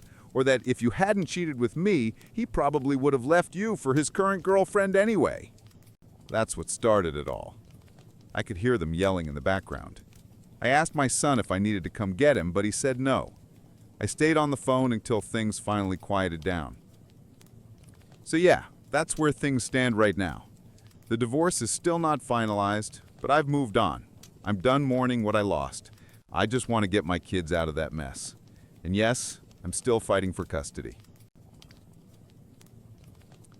She's furious because she can't come back. If you ever hear them screaming like that again while you're on the phone with your son, call 911. Get those kids out immediately. Child Protective Services will at least remove them for the night, and one of those 2 will probably face domestic violence charges. She's getting exactly what she deserves. Cheaters are never truly happy. They live in the fog of their own lies, and when it becomes real life, all the ugliness surfaces. Your ex knows he cheated before and will likely do it again, but she's stuck with him now. She's drowning in the consequences of her own choices. Stay strong and keep making your girlfriend happy. She sounds amazing. He was married when she slept with my wife and at least 2 other women that I know of, and she knew about it. When I confronted her on the day she left, she said, "I know what I'm getting into." She really thought he'd change for her. Yeah, sure. And that's pretty much it. What do you all think? Do you believe cheaters are just lost causes, or can people actually change if the circumstances are right? Personally, I think there are 2 types. Those who cheat because they need the thrill, and those who cheat because they're miserable and stuck in the wrong situation. The first type will always cheat. The second might stop once they finally find someone who fulfills them. Which one's more common? Hard to say, but I'm pretty sure it's the first. Told my dad's friend exactly what I think of him. I told my father's longtime friend, a man who's treated me like a child my entire life, that I hate him. Years ago, my dad met a man named Harold through mutual friends, and they hit it off immediately. I was 18 at the time, a college student, and we were never close. Still, for some reason, Harold considered himself a family friend and always talked down to me like I was 5. Every time I saw him, I tried to convince myself he wasn't that bad, and every time, he proved me wrong within a minute. He didn't respect boundaries and loved to remind me I was just a kid. Whenever I joined a conversation, he'd mock me, my studies, my hobbies, anything, just to get a reaction, and when he saw he'd annoyed me, he'd grin and say, half jokingly, "Do you hate me yet?" I'd always reply, "No, but only because of Dad." The final straw came when I was 20. We were having a barbecue, and out of nowhere, Harold interrupted everyone to say, "You know, I actually like you, even though you're such a rude, arrogant girl." I'd been quiet the whole day, doing some homework while helping out, polite and calm every time someone spoke to me. Even if I hadn't been, that comment was completely out of line. After that, I started avoiding every family gathering where he might show up. Fast forward to yesterday, my dad's girlfriend was having a small birthday dinner at Dad's apartment. I came with my fiancé and our 6-month-old son, and of course, Harold was there. I hadn't seen him in years, but he talked to me exactly the same way, like I was some clueless teenager. Except now I'm 26, engaged, and a mother. Throughout the party, he kept offering advice that I was too young to marry, too young to raise a baby. Thankfully, most of the guests disagreed with him. My son slept through most of the afternoon, and when he woke up hungry, I went to feed him in my old bedroom. There's still a crib there. When I came back, I heard Harold joking about how long I'd been gone, making disgusting comments about me barely keeping up as a mom. Then he interrupted a conversation I was having with one of Dad's friends to start interrogating me about motherhood, like it was his business, and made more comments about my age. The moment he asked if I'd ever considered putting my baby up for adoption, I realized I was done. I grabbed my son, told my fiancé we were leaving, and said goodbye to everyone, except Harold.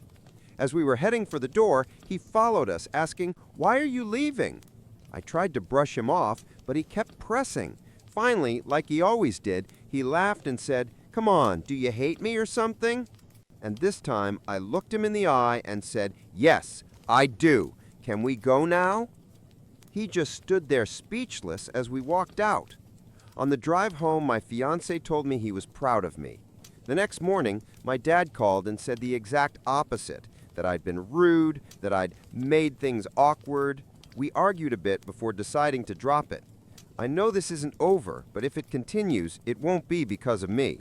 It wasn't my proudest moment, and part of me regrets saying it out loud, but I'm done letting that man humiliate me. Edit. Wow, there are a lot of comments here, so I'll answer a few common ones. No, I don't think Harold is secretly in love with me. His behavior has always been patronizing and dismissive, not flirty. And for the record, no, he didn't tell me to give up my son. He asked me if I'd thought about it when I first got pregnant. Still an awful question, especially since he cut off another woman who was also pregnant just to say it. I don't like drama. When someone makes me uncomfortable, I leave. When I don't like a person, I avoid them. It's easier that way. My dad and I argued until I told him exactly what Harold said about adoption. That finally shut him up, though I don't think he fully understood that this wasn't the only reason I left. It was just the last straw. I don't expect my dad to stop being friends with Harold. He's an adult and can make his own choices. I never told him I hated Harold before because I didn't think I needed to. He's Dad's friend, not mine. I've been distancing myself from that man since I was 20. I've seen him maybe twice in 6 years. My fiance didn't hear the comments. He was across the room, but I told him everything in the car, and he's completely on my side. Before we move to the update, I'll throw the question to you all. Do you think I was right to finally tell Harold I hated him? Personally, I think I was. He'd pushed me for years, waiting for that reaction, and I finally gave it to him. There's a big difference between teasing a teenager and insulting a grown woman who's a mother. Some people need to learn that line. Update 1. Hey everyone. I honestly didn't plan to write an update, but I had a bit of time, so here we are. Let's start with the biggest theory, that Harold has a crush on me. I really don't think that's true. His comments have always been annoying and condescending, but never sexual. Though I'll admit, some of your replies made me a bit uneasy. Even if I regretted my words at first, I never once doubted that standing up to him was the right thing to do. I think the regret came from realizing that 8 years of keeping the peace had finally ended. It took a bit of time to feel the relief, but it came. Honestly, I wanted to tell him off ever since that barbecue years ago. That's when he went from annoying to insufferable. The day after I posted, my dad called Harold. Apparently, Harold tried to spin everything, said the adoption comment came from a place of concern, that he just worried I became a mom too young and didn't know what I was doing. He even apologized to my dad. Yeah, right. I don't buy it for a second. The next day, Dad called me and said I should forgive Harold because it was all a misunderstanding. He even suggested I apologize for overreacting and saying I hated him over something so small. Thing is, Harold made plenty of demeaning comments right in front of my dad, usually when others were around, so Dad just never noticed. He tends to ignore anything that doesn't directly affect or anger him. So no, I don't expect him to suddenly understand. For him, nothing Harold said was that bad. For me, it was years of disrespect. I told my father I hadn't exaggerated when I said I hated Harold, and that his comment about adoption wasn't the only reason. I listed nearly every humiliating thing he'd ever said or done, including what happened at the party. He didn't remember any of it. I made it very clear that I despised Harold long before that day and had nothing to apologize for. Then I told him that I wouldn't attend any event where Harold would be present. My father didn't have to stop being friends with him or inviting him over, but he needed to understand that he couldn't count on me being there. I said I'd always ask in advance who was invited, and if he lied, I'd simply leave. Dad said I was overreacting, but I reminded him that I had been avoiding Harold for 6 years, and no one even noticed, so clearly it wasn't a problem for anyone. Since that barbecue incident, I'd only seen him twice, once at lunch last week, and another time when I was pregnant. Clearly, my father's life hadn't fallen apart without me socializing with his friend. I told him I wasn't obligated to like his friends, just like he wasn't required to like mine. We argued a bit, but in the end, he agreed to my terms. Yesterday, while we were talking about something unrelated, he casually mentioned that Harold was upset. I ignored it. I'm not planning to cut contact with my father completely. I know there were moments over the past few years when I was close to doing it, but ultimately I realized it wouldn't change much. Our relationship actually became easier once I moved out. Now we only see each other a couple of times a month. It still annoys him that I rarely call or text, but at least he stopped complaining. There's no point in cutting off someone who no longer has control over your life. It's better to remember what they did wrong while raising you and make sure not to repeat their mistakes with your own child. Though honestly, my father's been walking on thin ice for a long time. I don't let him stay alone with my son. I don't trust him for more than an hour. When I got pregnant, I began encouraging him to start therapy. And finally, this June, he did. His attitude toward me and my younger sister, who splits her time between our divorced parents, has genuinely improved since then. I made it clear that if he quits therapy, I won't let him see his grandson. For the first time ever, my dad actually seems to be changing for the better. It's hard to stay optimistic, but I'm trying. And if I ever decide to go no contact, it definitely won't be because of damn Harold. That's about it, really. I'm relieved that I don't have to pretend anymore. Things with my father are still tense, but I'm not dwelling on it. My main priorities are my son, my fiance, and my work, and that's not going to change anytime soon. Update 2.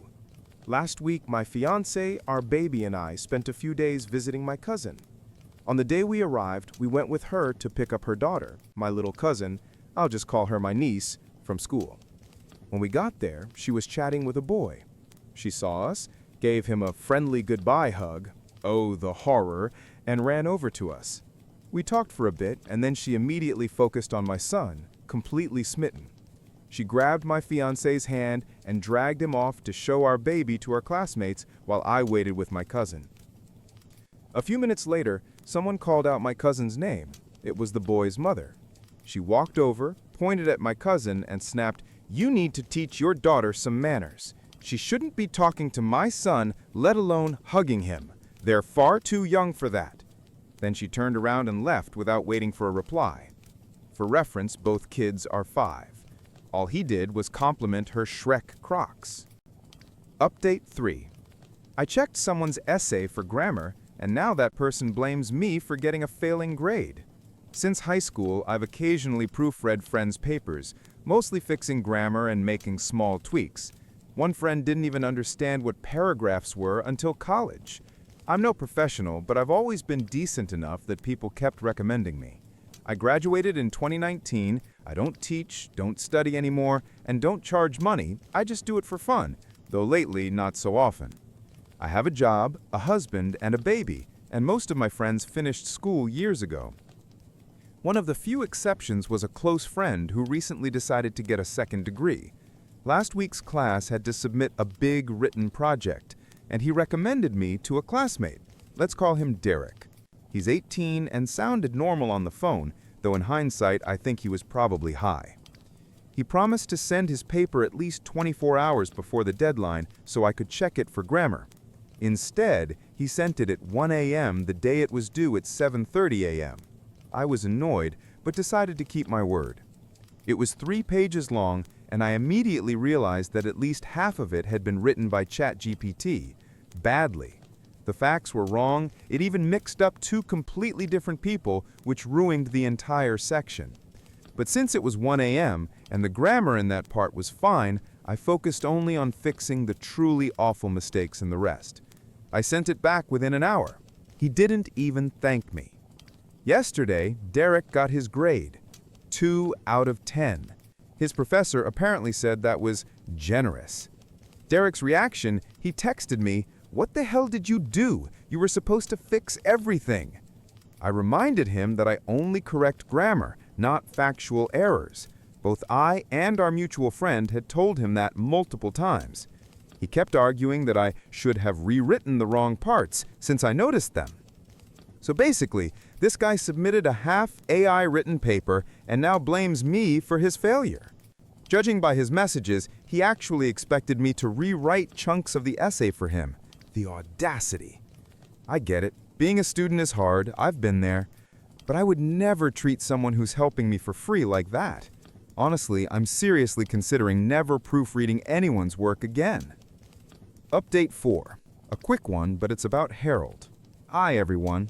Can't believe it's been over a year since my last update. I meant to write sooner, but life has been hectic. Raising a toddler, getting married, working like crazy, and binge-watching Supernatural. So yeah, I've been busy. Avoiding Harold openly has worked beautifully. My father respects my boundaries. Every time he invites my husband and I for dinner, I ask who else will be there, and if Harold's on the list, he tells me honestly. He's never lied, and he doesn't insist if I say I'm not coming. Since then, I've only seen Harold once, at my father's birthday party a couple of months ago. Yes, I knew he'd be there. My dad promised to tell him not to talk to me. Plus, there were going to be kids there, children of my dad's friends, some of whom I used to babysit. I love those kids more than I hate Harold, so I went. I spent most of the evening with my son and the kids. Harold didn't speak to me once, so I guess my father kept his word, though I did notice Harold glance at us a few times, and my husband caught him too, and my husband, the calmest man alive, somehow managed to look intimidating in return. God, I love that man. But guess who did talk to me? Harold's new girlfriend. Yep, he's dating someone now. We crossed paths twice. First when she came over to coo over my son and told me he needed a haircut, Instant dislike. Later, she came back and said, "You're shy, aren't you?" I said, "No." She laughed and added, "Oh, yes, you are." She said it in that sing-song tone people use with 6-year-olds. I barely kept a straight face, otherwise I might have told her that I just preferred hanging out with kids who were far better company than her and her insufferable boyfriend. Honestly, they're perfect for each other. Not much else to add. My dad broke up with the woman he was dating last year, long story, and now he has a new girlfriend.